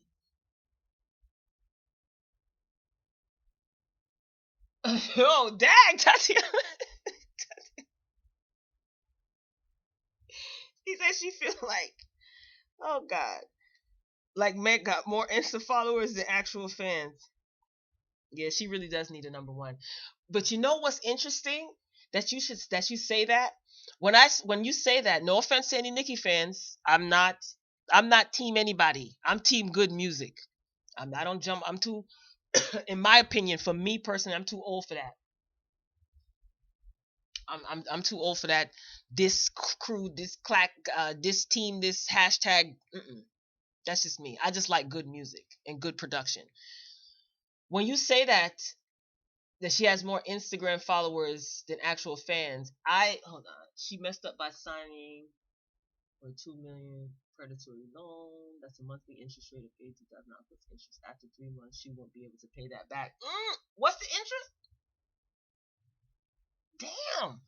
Oh, sorry, y'all. Dang. No, that's you. Listen, Tatiana. I don't have nothing against barbs, carbs, or glucose. Nothing. I have nothing against. Like I said, I'm not team. You know who I'm team? I'm team Biggie all day, every day. Biggie and Nas. That's my team. So I was gonna say, I was thinking about Nicki Minaj. Like when people criticize the fact that her recent album Queen didn't go to the number one spot, and like Barb's. I see people give commentary and I see people talk and there's conversations as music lovers and lovers of hip hop usually do, right? Oh, her barbs are so this and so that, and they're so deep, and everybody's a barb, but her singles ain't doing anything. Her singles aren't charting. Her singles are dropping. Her albums don't go to number one. I'm just saying. I'm just like I said. I'm not. I'm speaking for as far as what I see. There's no shade to any barbs. I don't want no problems. Like I said, I'm team hashtag Big and Nas, Nasir Jones. If you're nasty.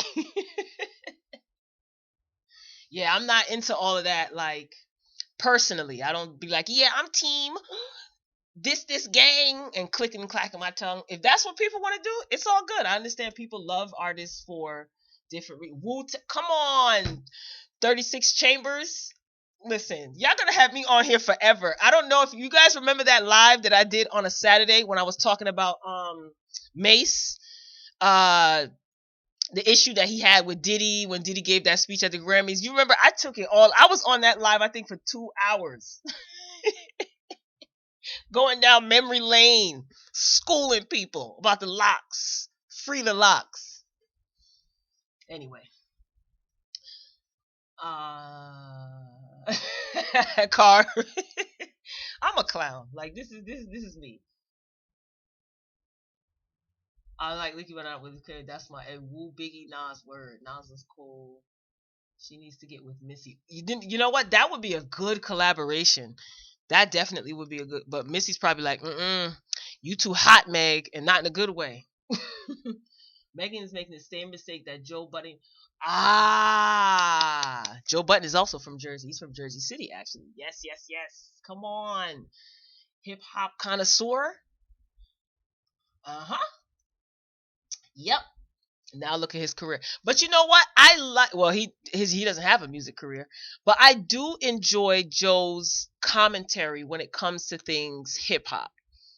I like the State of the Culture podcast. Um, I do like his podcast show that he has, not the State of the Culture, Joe Button show or whatever, Joe Button podcast. I like he was matter of fact, he was on the Breakfast Club the other day with Jinx, Remy, and Ebony. They were all I didn't get to finish watching that either. But I do like when Joe speaks about hip hop, like he knows his history and I know he's made some stupid choices. 2 million down the loan, yep, that he couldn't pay back. Now look at his career, right? Oh, Megan. Who is gassing her up, right? I don't know. I think she's hustling backwards, to be honest with you. I do.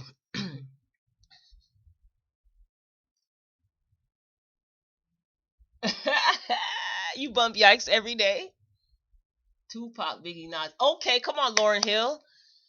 I got the name L Boogie in the fifth grade, y'all. Fifth grade? Yes. When the score came out. I was in the fifth grade when the score came out. Fuji's album. Stu Wu Tang, Bone Thugs for sure. Outkast, Dungeon Family. That was my era. Oh, what about Goody Mob? TKC. Remember Goody Mob? Hmm. Who's that peeping in my window? Soul Food. I had that album. No one is gassing her up. She just being naive about the business. You don't think anyone's gassing her up? Okay.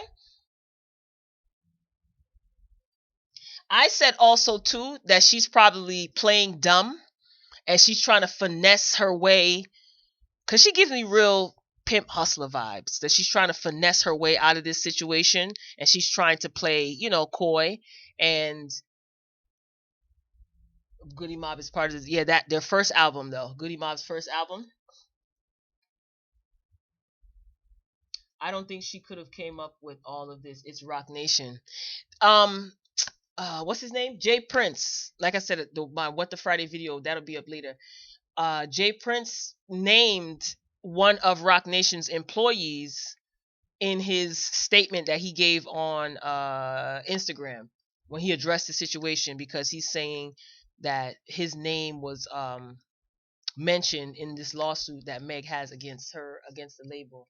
So what is Jay Prince's affiliation with 1501? Like he's is he a silent partner?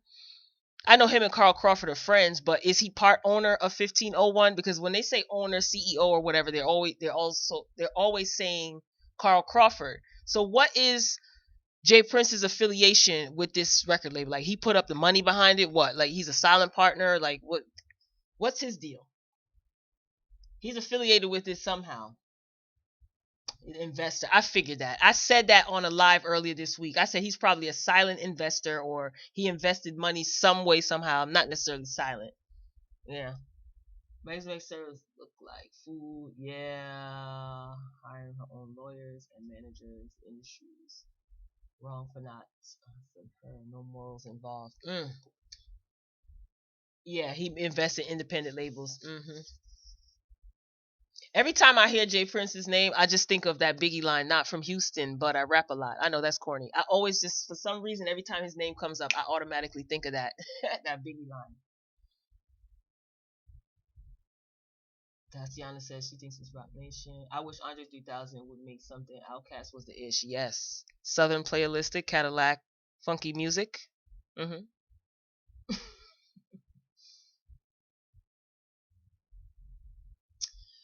Yeah, I don't know. I've been following this since this all started because I want to see what becomes of this, and not like for petty reasons at all. Like, oh, this is gossip. No, but like, I wish I was in college again so I could do a research paper on this. This would be a good topic because I'm a lover of music. You know what I mean? This would be a good topic. But I don't know, man. Megan, something don't seem right. I don't know if I'm buying this whole I didn't know when I signed the contract, like, because according to everybody, T. Ferris and her mother was the one that kind of drew up this deal in a sense, right? That's what's being said. I mean, that's what Jay Prince is saying too. I just wish he wouldn't have brought up her mother. He did. He brought her mother up in the thing in a kind of a shady way, but whatever. And Jay Prince also said that he doubts that Jay-Z has anything to do with this because he's done business with Jay-Z in the past. He says he thinks Jay-Z might not even know what's going on, but I mean, he's no fool. He said time will tell, you know. So I guess he's kind of waiting to see how people move. The project would be 10 pages long. Okay. For real. That'd be a fun paper to write. And that's my nerd side. I like write. I used to like writing research papers.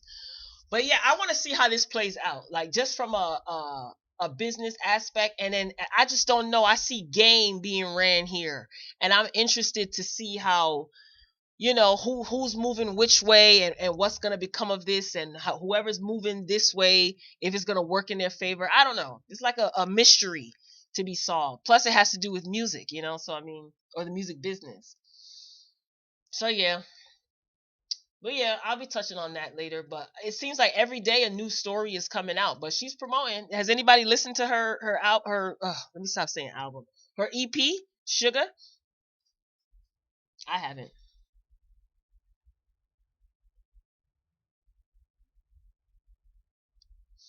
Mhm.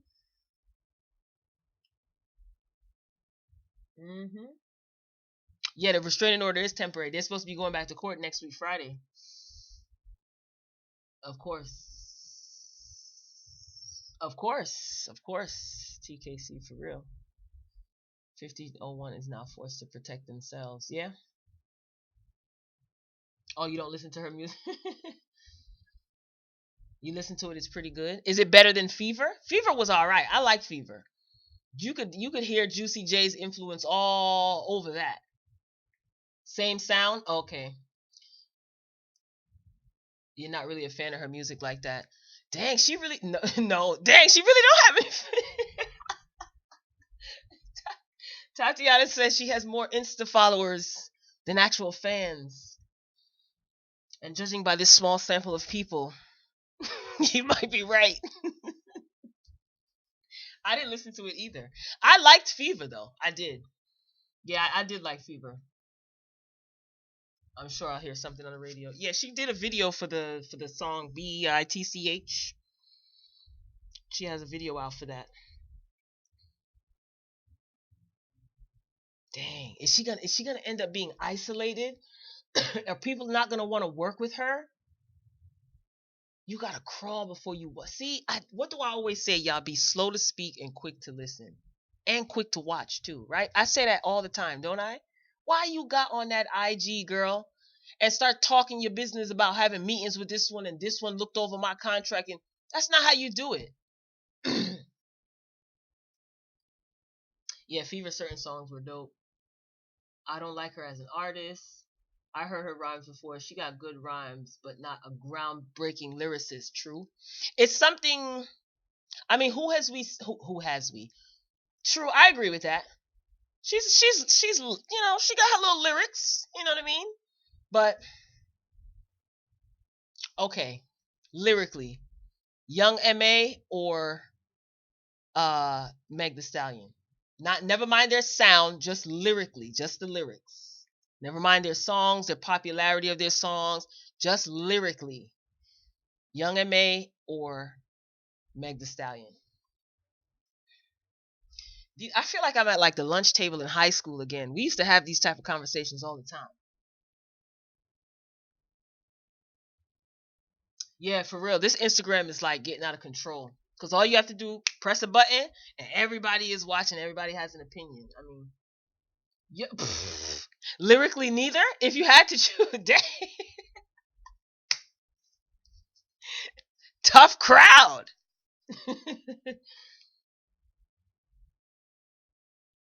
Tatiana,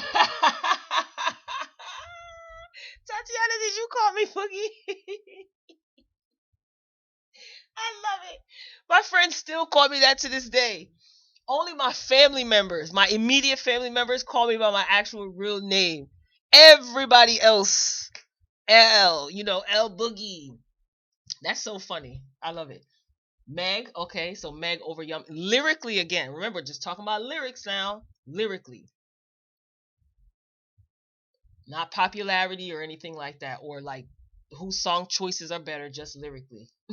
TKC said neither. All right. I don't think so because if she stays doing music with folks in the South and Cardi Young and Nicki Cash Doll, she'll be good. Do you guys like Cash? What do you guys think about Cash Doll? Hmm. You know what I noticed? Like as time progresses, as time has progressed, lyrical content is not something that can make you pop. You know what I'm saying? These days, like you, all you have to do is look a certain way. As far as a female artist is concerned, you have to look a certain way, have some good producers, because a lot of the females that are out now and that are quote unquote hot, they saying the same ish. They're saying the same ish.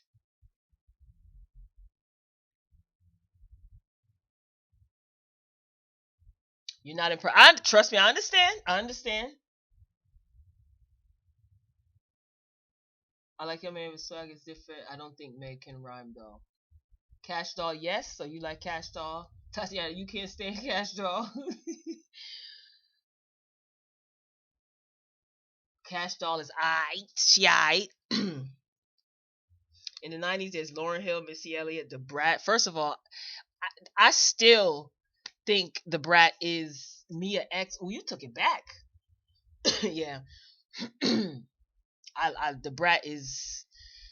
I think she was. I think she's underrated. But then again, she's not even making music anymore. But still, I like The Brat all day. Never heard of Cash Doll? Remember her beef with Cardi, and then she became friends with her after she unfollowed Nicki. Who was that? Cash Doll had beef with Cardi. I like Cash Doll, and she can rhyme. I like reading other people's opinions, even though I don't agree with some of them. It's okay. It's all good. Let's not forget Roxanne Shante, a late early '90s for show. Queen Latifah. Rod Digger. Shout out to Jersey. I liked Rod Digger.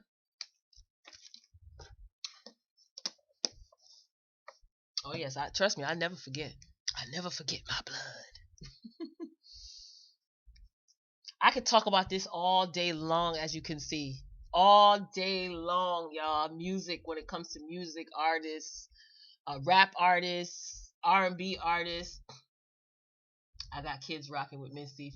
Oh, yeah. Okay. Okay. Can we talk? Can we talk? Thank you. Foxy Brown. Thank you. No, she wasn't a battle rapper. Yeah, yeah. No, you're right. No, she wasn't battle. She was on that,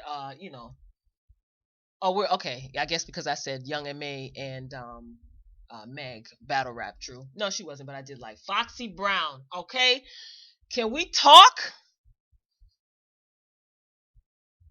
Yeah, I like Radiga. Can we talk about Foxy Brown? Can we talk? Right. A rapper has to be well. TKC, yes, in our era, but in this day and age, nah, that's not a requirement. All you got to have is a hot beat and a repetitious, catchy, ratchet phrase in some instances. TNA, and you're on, you're good. You're on. Can we talk about Foxy Brown though?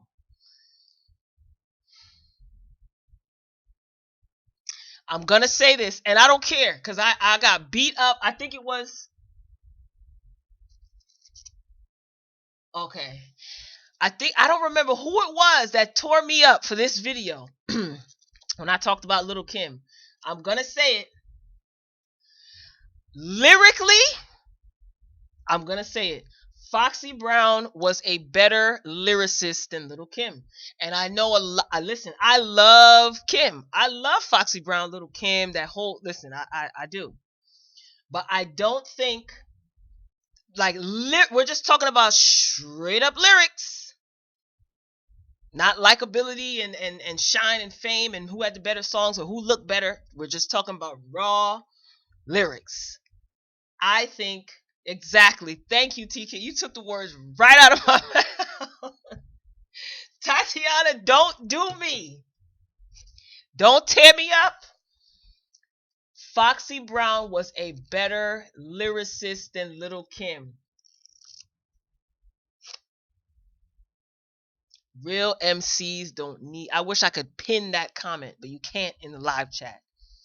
Real MCs don't need ghost writers. They also don't bite every other bar, bite somebody else's song.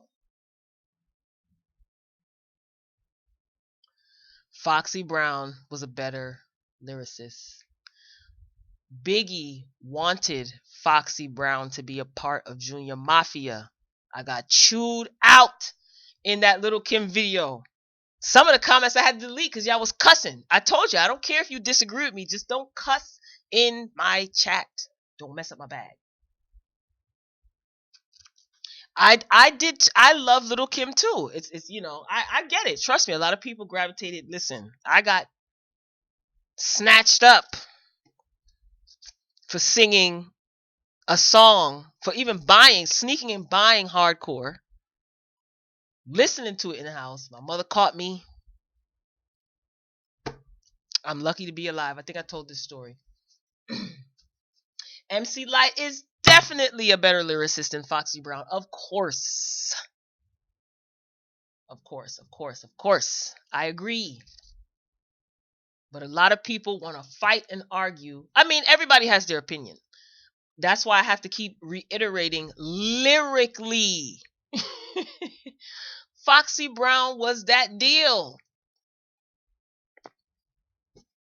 It's just, it is what it is, man. Unfortunately, Foxy, she fell off. You know what I'm saying? It happens to artists. And the last time we seen her publicly, I think it was at Candy Burris from Housewives of Atlanta. She had some sort of burlesque show, and Foxy Brown performed, quote unquote, whatever. Oh, poor thing.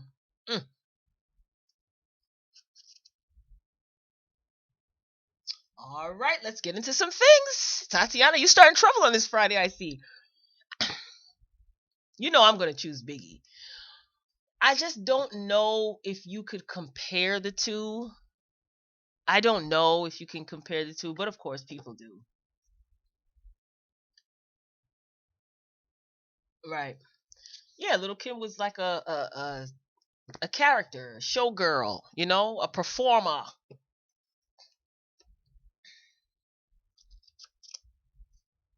My parents did care about time. Oh, you got snatched over Big Daddy Kane? Ooh.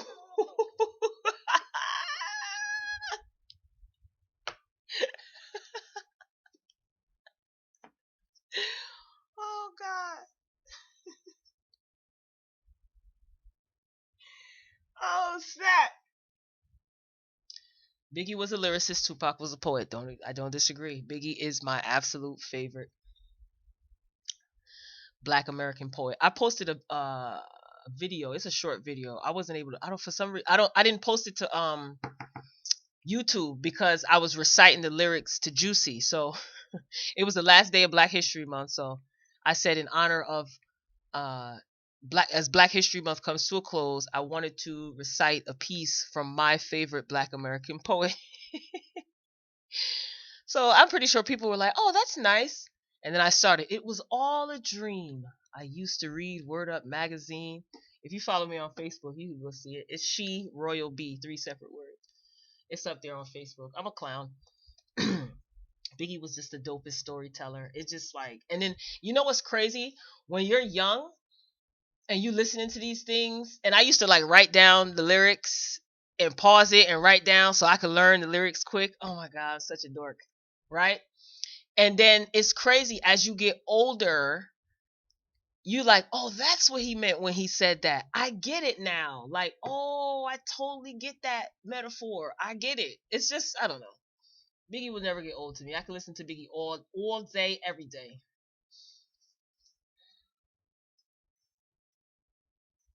I remember where I was when Biggie got when it was announced on Hot 97.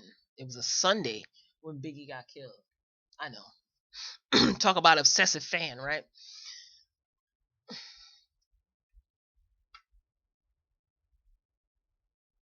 You know what it was with Tupac for me? It was like, you know what it was?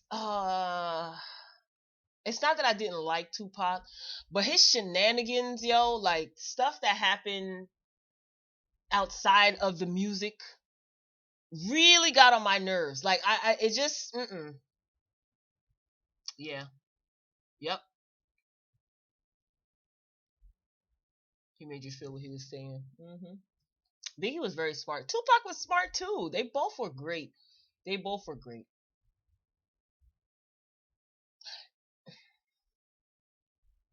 Biggie lived the life. You know what I'm saying? I don't want to be a hater. I don't want to be a hater, a Tupac hater.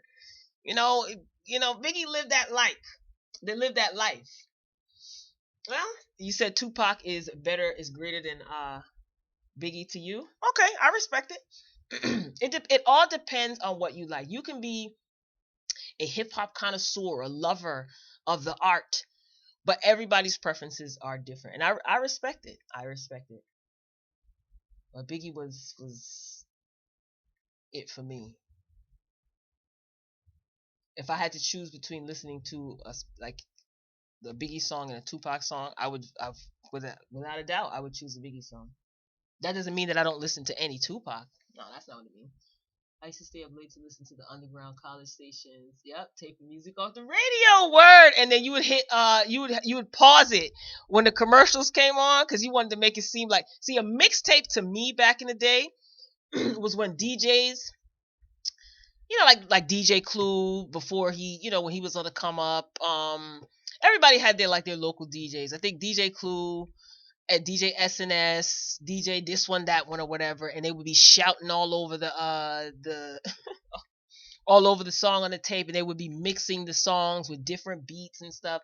That's a mixtape to me. That's what a mixtape is.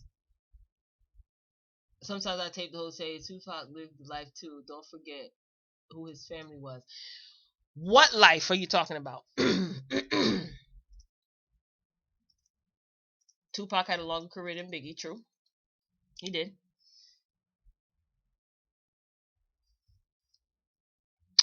Wait, what do you mean by longer career?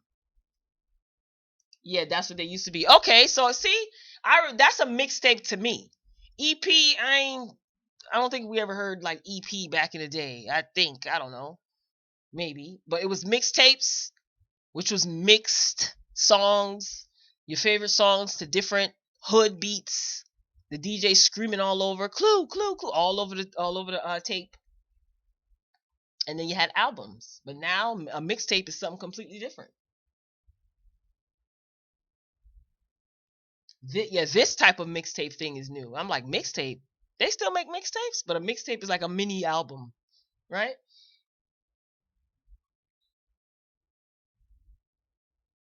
I like hearing people's perspective. Like, how they always, how some people have the conversation, this person versus that one, and then it ends up getting all crazy. I like hearing people's different perspectives. I'm always interested in certain, especially people who can articulate themselves. You know what I'm saying, and have, without it being a fight. Like, we don't be fighting in here and stuff like that. I always say just keep it cute. We can have a difference of opinion, or we could not even a difference of opinion. Like, you could like one thing, I could like another thing, and you could talk about why you like, just sharing your experiences. I appreciate you guys for keeping it keeping it cool in the chat. Like I often say in my videos and stuff like that, like, you don't have to agree with me, but we could disagree respectfully. And for the most part, like, you guys who comment regularly on my videos and come in the chat regularly, I just want to say thank you for respecting that, man. Because some people some people try to be funny, and I don't like a try to be funny somebody. I don't like all that.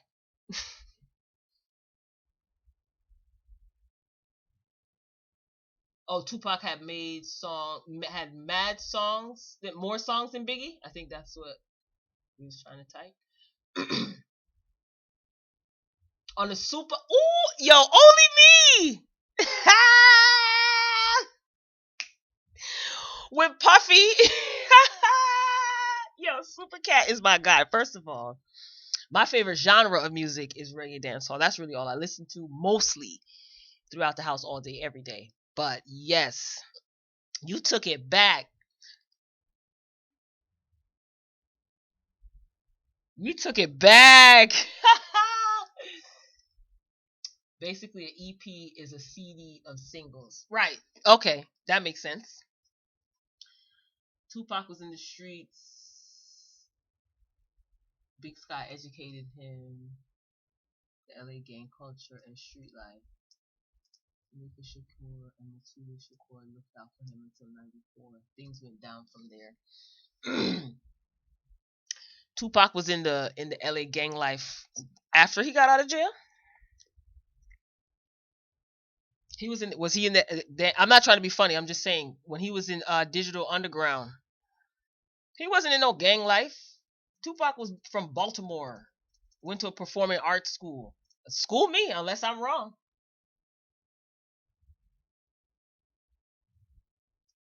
Yeah, of course he understood that. Yeah, that's what I mean. When I say live that life, like Biggie was actually, in Bed-Stuy hustling them rocks on the corner. You know what I mean? That's what I mean. But yeah, you don't remember when Tupac was in Digital Underground?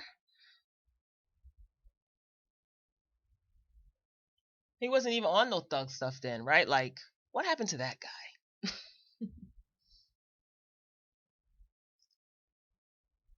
The new mixtapes are whack.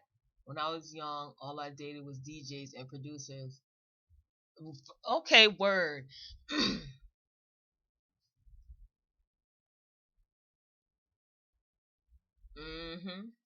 DJs, they used to mix their little, mix their little sounds, and they used to speed the track up. And people used to ride past in the cars, bumping the latest mixtape from DJ whoever, and you'd hear distorted screaming all over the track. Yep, lived in Baltimore too. Not saying he was a gang member. Saw him how to move on the streets in LA. It was inevitable that people will interact with gangs. Yeah.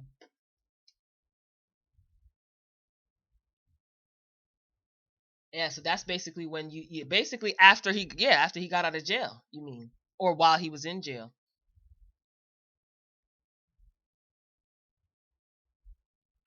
I like Tupac. He was just God. Sometimes his behavior, man, and then L.A. Oh, you about to it was with Chevy Chase, Demi Moore, dang, and then they went into, oh my gosh. Oh, I love trivia. That's why I'm saying it like that. Yes, Chevy Chase was in the movie, Demi Moore, and then they ended up in some wacky mansion, and the judge was some crazy face looking weirdo. I think that was Danny. I think no, not Danny DeVito. I'm trying not to look it up. It's on the tip of my tongue. I'm trying to think of it. I always do this to myself. Like I don't look up stuff on Google. I try to like test myself. Like I said, nerd. Um,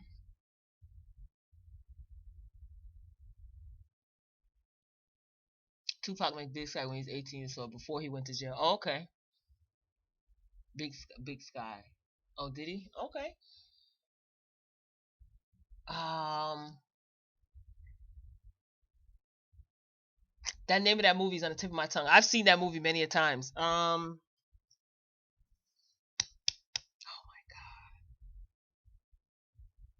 And don't you cheat only me and look it up on Google either.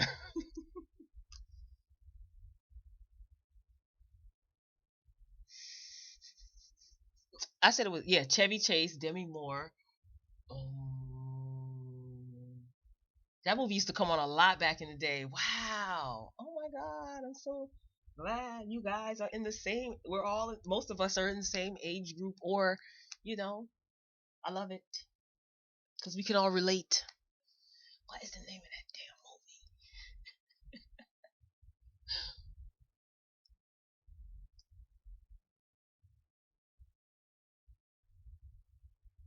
I'm literally staring out the window, staring into space. No. Is that what you're talking about? Is Only Me? You talking about the one where Chevy Chase and Demi Moore were in the movie, and then they were performing? A Digital Underground.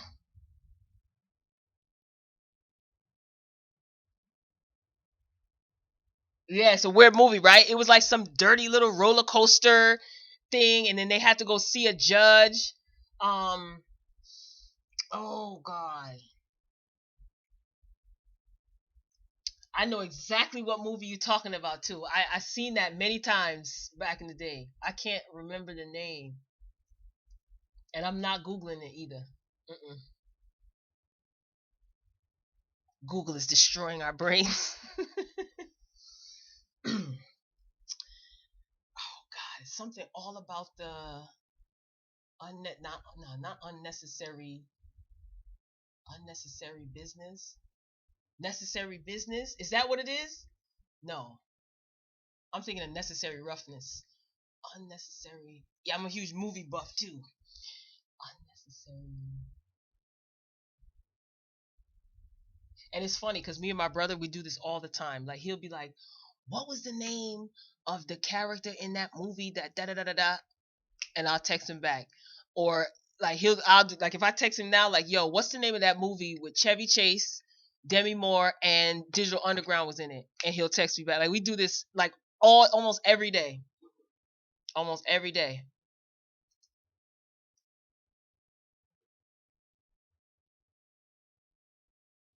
Nothing but trouble. Did you Google that, TKC? You Googled it? Nothing but trouble. Yep. Thank you.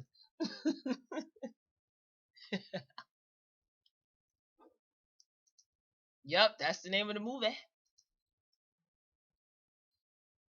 Oh, it came out in 91.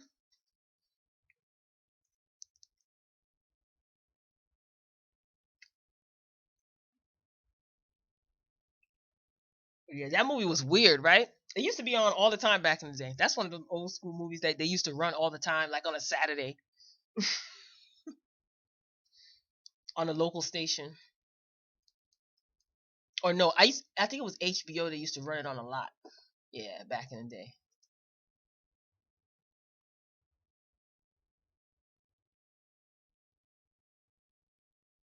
Oh, okay. You did look up the. Thank you. Yep, nothing but trouble. Yes, only I knew exactly what you meant as soon as you said like, "What's the name of that?" Yep, it came. It popped right into my mind, and I was literally gonna sit here and be like, "What's the name of the movie?" Until I couldn't take it anymore. I do that sometimes.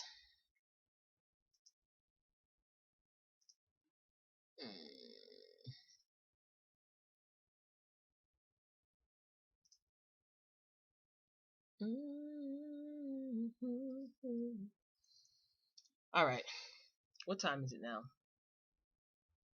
1:25.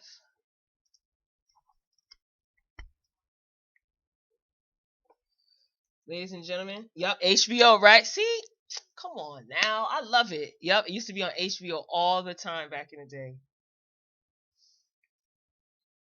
Nas still makes me think. Nas is so fine. Oh my god, Nas is so fine.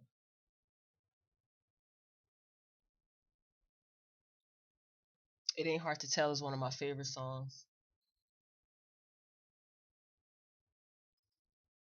Mm-hmm.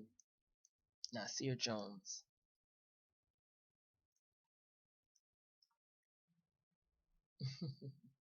HBO.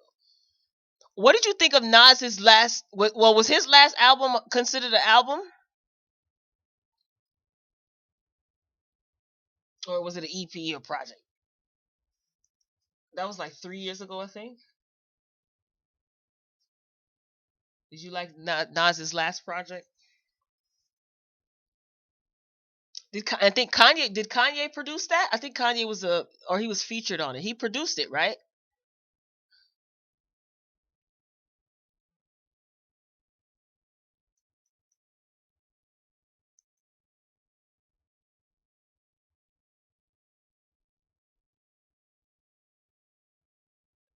You know another song I like from Hip Hop Is Dead. I like Black Republicans with him and Jay Z. I still like that song. I still have that CD.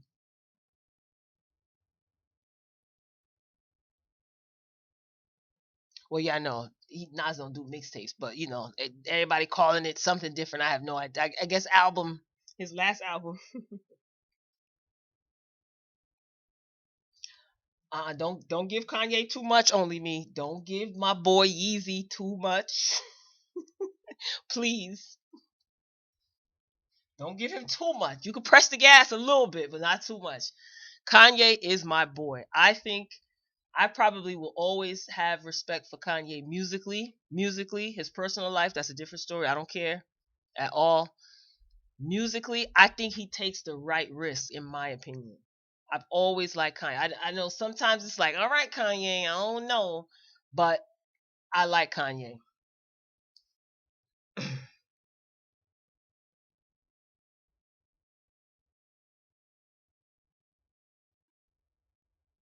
Yeah, I do. I mean, I rock with Kanye.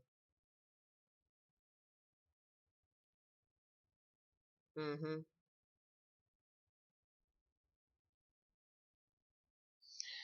I mean, I listen. Southern rappers always got something to say about Northern rappers and vice versa. That is what it is. I liked Black Republicans, and I thought it was very interesting that he and Jay Z did that song together. I still bump that song. You like old Kanye? Doesn't everybody like old Kanye? Yeah, right. I have to say, I don't know if I had to pick a favorite Kanye album. I don't know if I could pick just one, but I have to tell you, I like um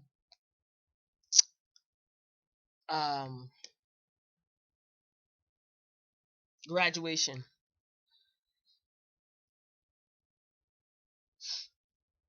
I like Graduation. 808s and Heartbreaks. Yeah, another good one. Late Registration.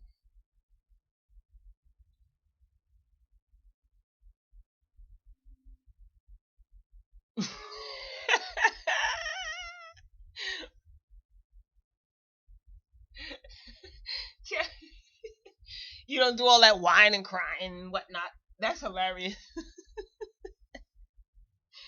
You guys are mad funny.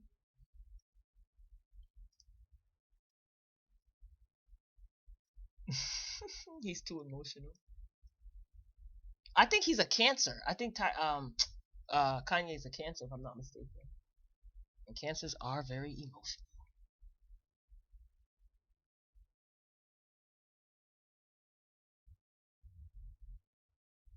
More funk like music in it. Yeah, I like Late Registration too. Oh, you like My Beautiful Dark Twisted Fantasy? Yeah, Late Registration was really good. Graduation. I mean, all his first three albums I like.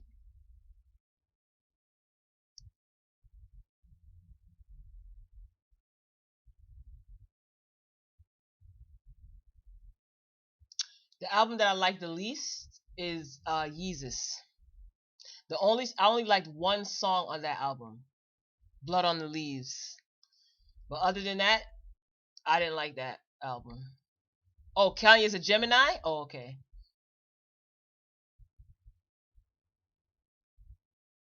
I think he bodied that song, Blood on the Leaves.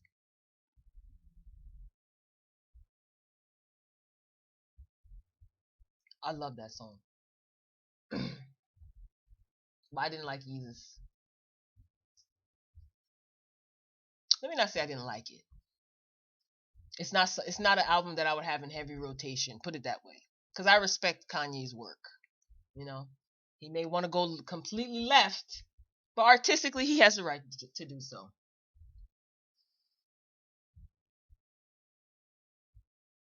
Yeah. Man, listen. I think that he is spiritually and emotionally suppressed, and it has a lot to do with a lot of the people who are not around him and the people who are. I'll leave it at that.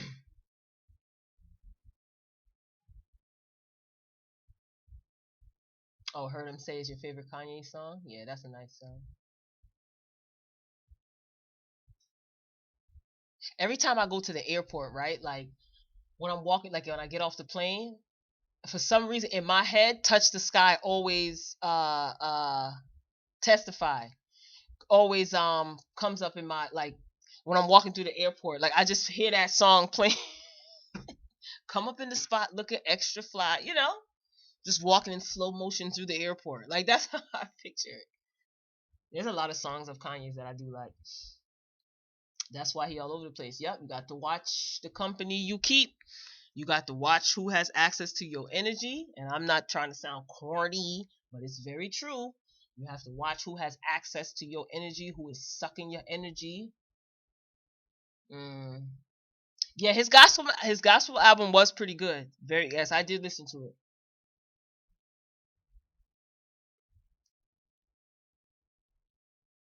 You gonna touch the sky, baby girl.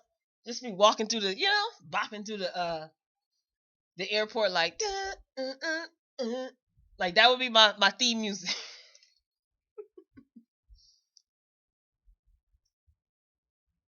Like like you real high profile. I don't know. You know what? Another thing. Because I'm hearing that song in my head. Another thing that I noticed that today's music does not have is the sound of actual instruments being played. And if you guys know that certain sounds have certain frequencies that evoke or wake up or suppress certain feelings and emotions in us. If you listen to a lot of this music now, it's a lot of clicking, banging, clicking, banging. Think back to that song, for instance, Touch the Sky by Kanye. Diggable Planets. Dun, dun, dun, dun, dun, dun. Like a lot of old school music, they had actual sound. You can hear like instruments being played in the music. Is it me? Am I doing too much? I just noticed that. Cause like I said, I not only like vocalists, lyricists, I pay attention to production too.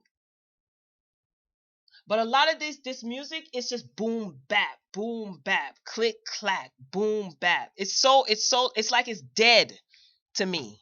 Mm.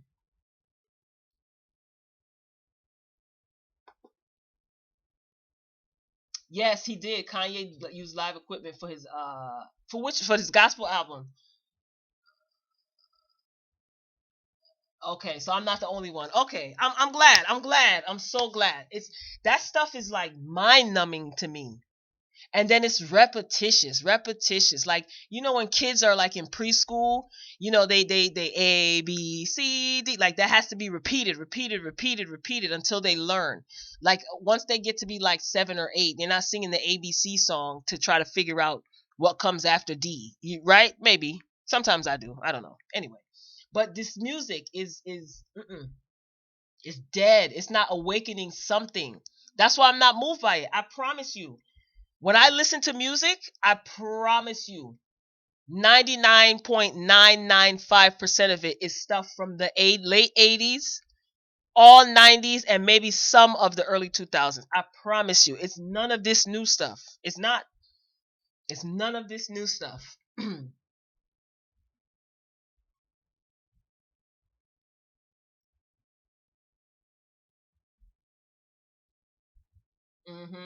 Not all artists. It's certain artists that's being. I guess it's cheaper to not use line. That could be a reason too, but I think it's intentional. I think it's intentional.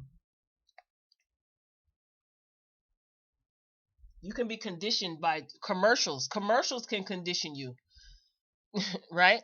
You can be conditioned by the things that you repeatedly see on commercials, things that you hear. My mother and I were talking about that the other day. I grew up off Come on, Earth, Wind, and Fire. Yes. And live music, jazz. Yeah, yeah. Word. It's a totally different experience when you watch, especially live music, and you're listening to the instruments being played. I'm telling you, it makes a difference. It's just the times we will get back to real music. Not if these people are being rewarded for trash. Maybe not. Thank God we got oldies to listen to. Man, I was just in here jamming the other day to How Will I Know? Whitney Houston. Whitney Houston was singing her face off. Now y'all know how I feel about Nippy. And um he gives good love. Okay. He was tearing that song up. Keep it real though. A lot of them got high when they made those beats back then. Wait. Oh,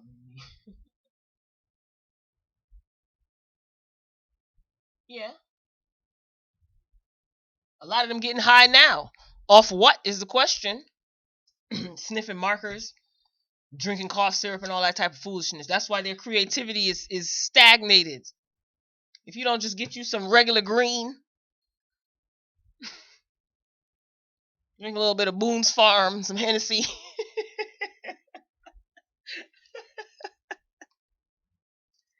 and get the people some good music and not this trash. Yo, I promise you, I'm really this ridiculous in real life. This is not. This is not an act. This is why I like the. This is why I like the live. It's totally not structured like my reviews are. This is why I can't listen anymore. I'm listening to '70s music now. Stuff before I was even around. Oh yes, I understand. And you, oh, think about it, y'all. Don't put his name in the chat, but listen to what I'm saying. It's a reason why I'm telling you don't put his real name in the chat. Trust me, the streets are watching. Um, Dr. Heathcliff Huxtable. Y'all know who I'm talking about. Don't put his name in the chat, please. Dr. Heathcliff Huxtable. If you used to watch that show, he always infused jazz and jazz artists, African artists in the show. Exposure.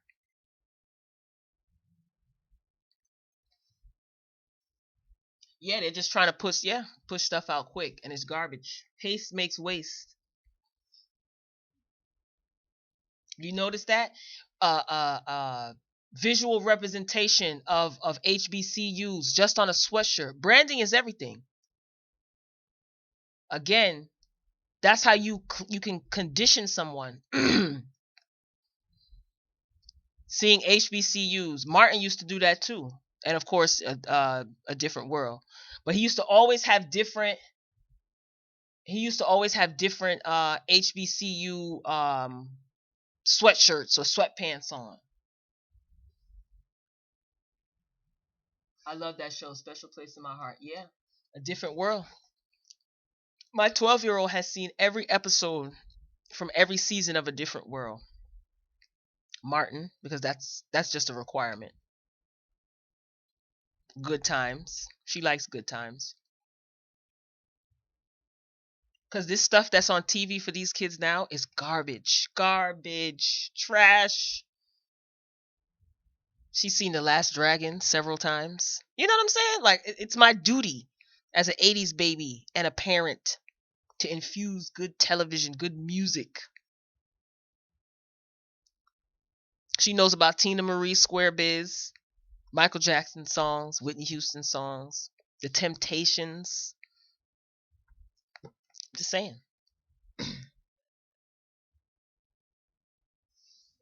Because the stuff that they have, even the music. Have you listened to some of the music? I don't know, man. I don't know. Our parents could have said the same thing about DMX. Remember when his album came out? It's Dark and Hell is Hot. Okay, I was in high school. That album is still knocks. You see what I said? Look how long I've been on here. I could talk about music forever, forever. Our parents probably felt the same way about Luke. But this music now, man, it doesn't do anything for me.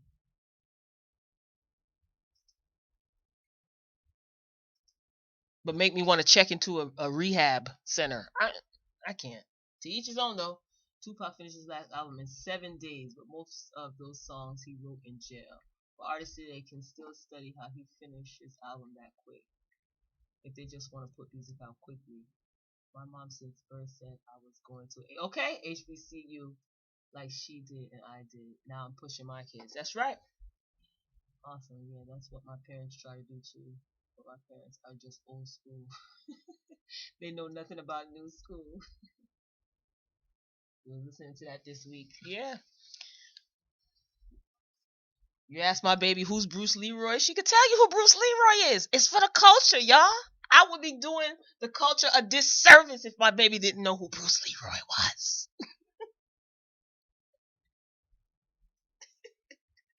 I'm such a clown. And she loves it. Just old movies, period. Like all of the Rocky movies, she's familiar with. Like I said, a lot of these new TV shows that they have, man, you be even these cartoons, you be watching and you be like, what did he just say? Mm-mm.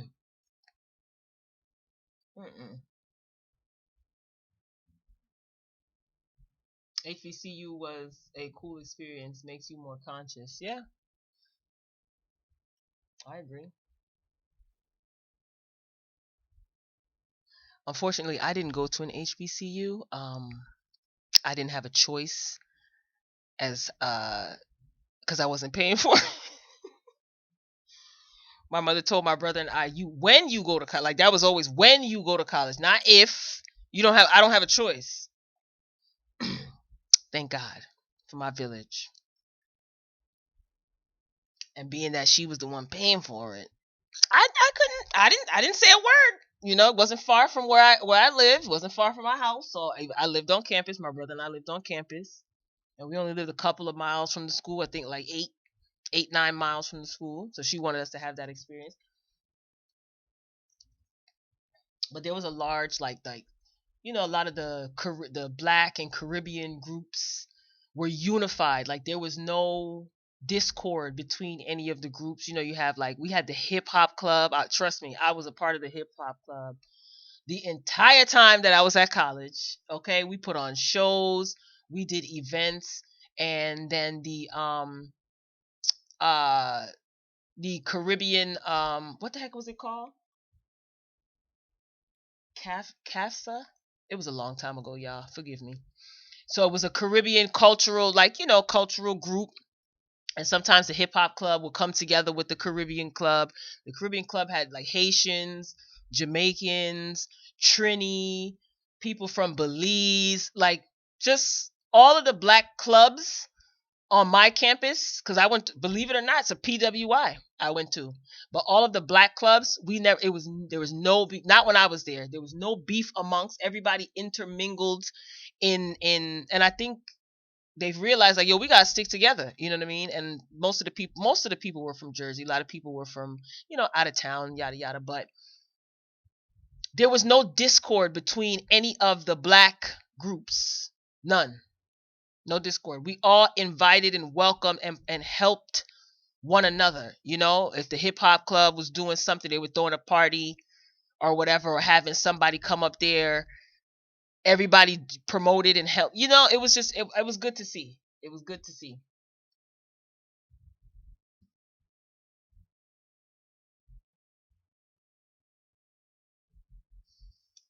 See, being in the South, now every Southern state has in-state HBCUs. Most HBCUs are down south. Yeah. My cousin goes to oh Jesus. Which one is the HBCU? FAMU or at FAMU, right? Or FSU? Yeah, he goes to FAMU. I know they're both in Tallahassee, in Florida. He loves it. He loves it. He loves it because he likes to be involved in stuff, and they're always doing stuff. So he likes to socialize and be a part of different groups. But it's good. He'll be graduating this year. Yeah, this summer, this May. FAMU. Yeah, I know. FSU and FAMU are both in Tallahassee, right? But yeah, FAMU is the HBCU. Yeah, he goes to FAMU. Ooh, homecomings be lit. Okay, I love it though. He loves it. He absolutely loves it. He knew that he wanted to go to an HBCU from the time he was like a sophomore in high school. See, me and my music friends tried to get a hip hop radio show on our station. We finally got it after I graduated. Nice. Yeah, I had a in college. I had a we had a radio station across the street from the main campus, but some of the property across the street from the actual main campus the school still owned. So every Sunday, me and my two friends, we would go on college radio, and that was fun. That's what I. That's one of the many things that I always wanted to do. Like I just like conversing, especially about like hip hop, movies, things like that, current events. You partied at FAMU, but I can't live in Tallahassee. Yeah, child. He told me one day it was snowing. I said in Florida. He said yes, in Tallahassee. I said oh my. I said oh my. Cost of living is cheap up there though. Yeah, North Florida, the cost of living is cheaper than South Florida for sure.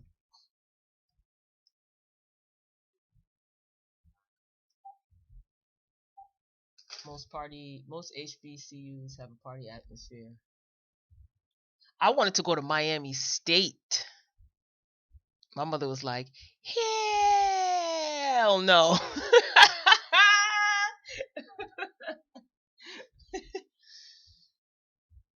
Oh gosh. I wanted to go away to school because, like I said, I have family in Florida, so it's like, it's nothing. I could use their address. Ain't no big deal.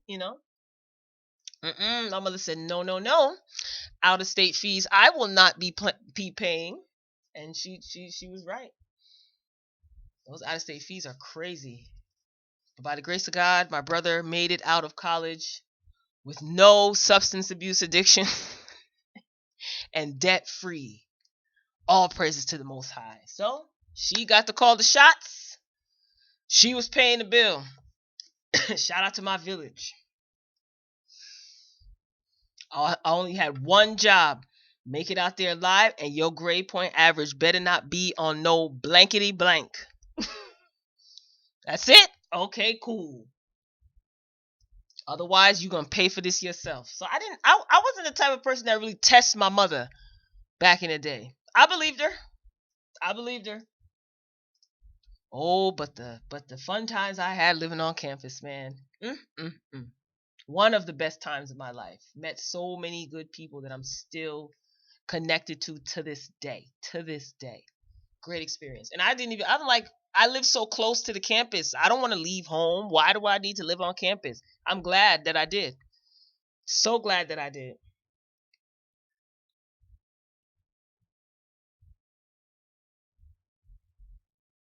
Yeah, so my commute to go home. If I wanted to go home on the weekends, like I said, it was like 8-9 miles from where I live.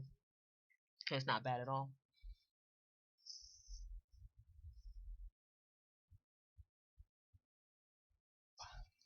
All right, y'all. I've been on here for almost 2.5 hours. This was great. This was great. TKC. Hopefully you will be back when we go live again. Who else? This is my first time seeing you in here. So thank you for your participation. I greatly appreciate your insight. And of course, my regulars. Only me, Lashia, Tatiana. I don't want to forget anybody. LB. Am I forgetting anybody? No, I don't think I am. Oh, yup, she gone. Was up in here showing love. So thank you guys. This was fun. So hopefully your Friday is going well thus far. It's the beginning of the weekend for most people. It's 1:51. Wow. My goodness. So I will talk to you guys. So now just know that now my growing up hip hop review is gonna go up late. Cause I was up here messing with y'all. But anyway, be slow to speak, quick to listen. Don't be a Meg the Stallion. Think before you act. So Royal Family, hopefully you guys will be back. Keep your notifications on. Again, thanks for the participation in the chat. This was a lovely interaction between you guys. Thanks for keeping it respectful. If you have not subscribed to the channel, please consider doing so. We would love to have you join the Royal Family. Make sure your bell notifications are on after you hit subscribe. So I'm signing off for now, y'all. So I will be back. Let me go finish watching Love and Hip Hop. I need to go get something to eat. And school is going to be let out in probably another hour. So there goes my peace and quiet. So I will see you soon. Until next time. Peace.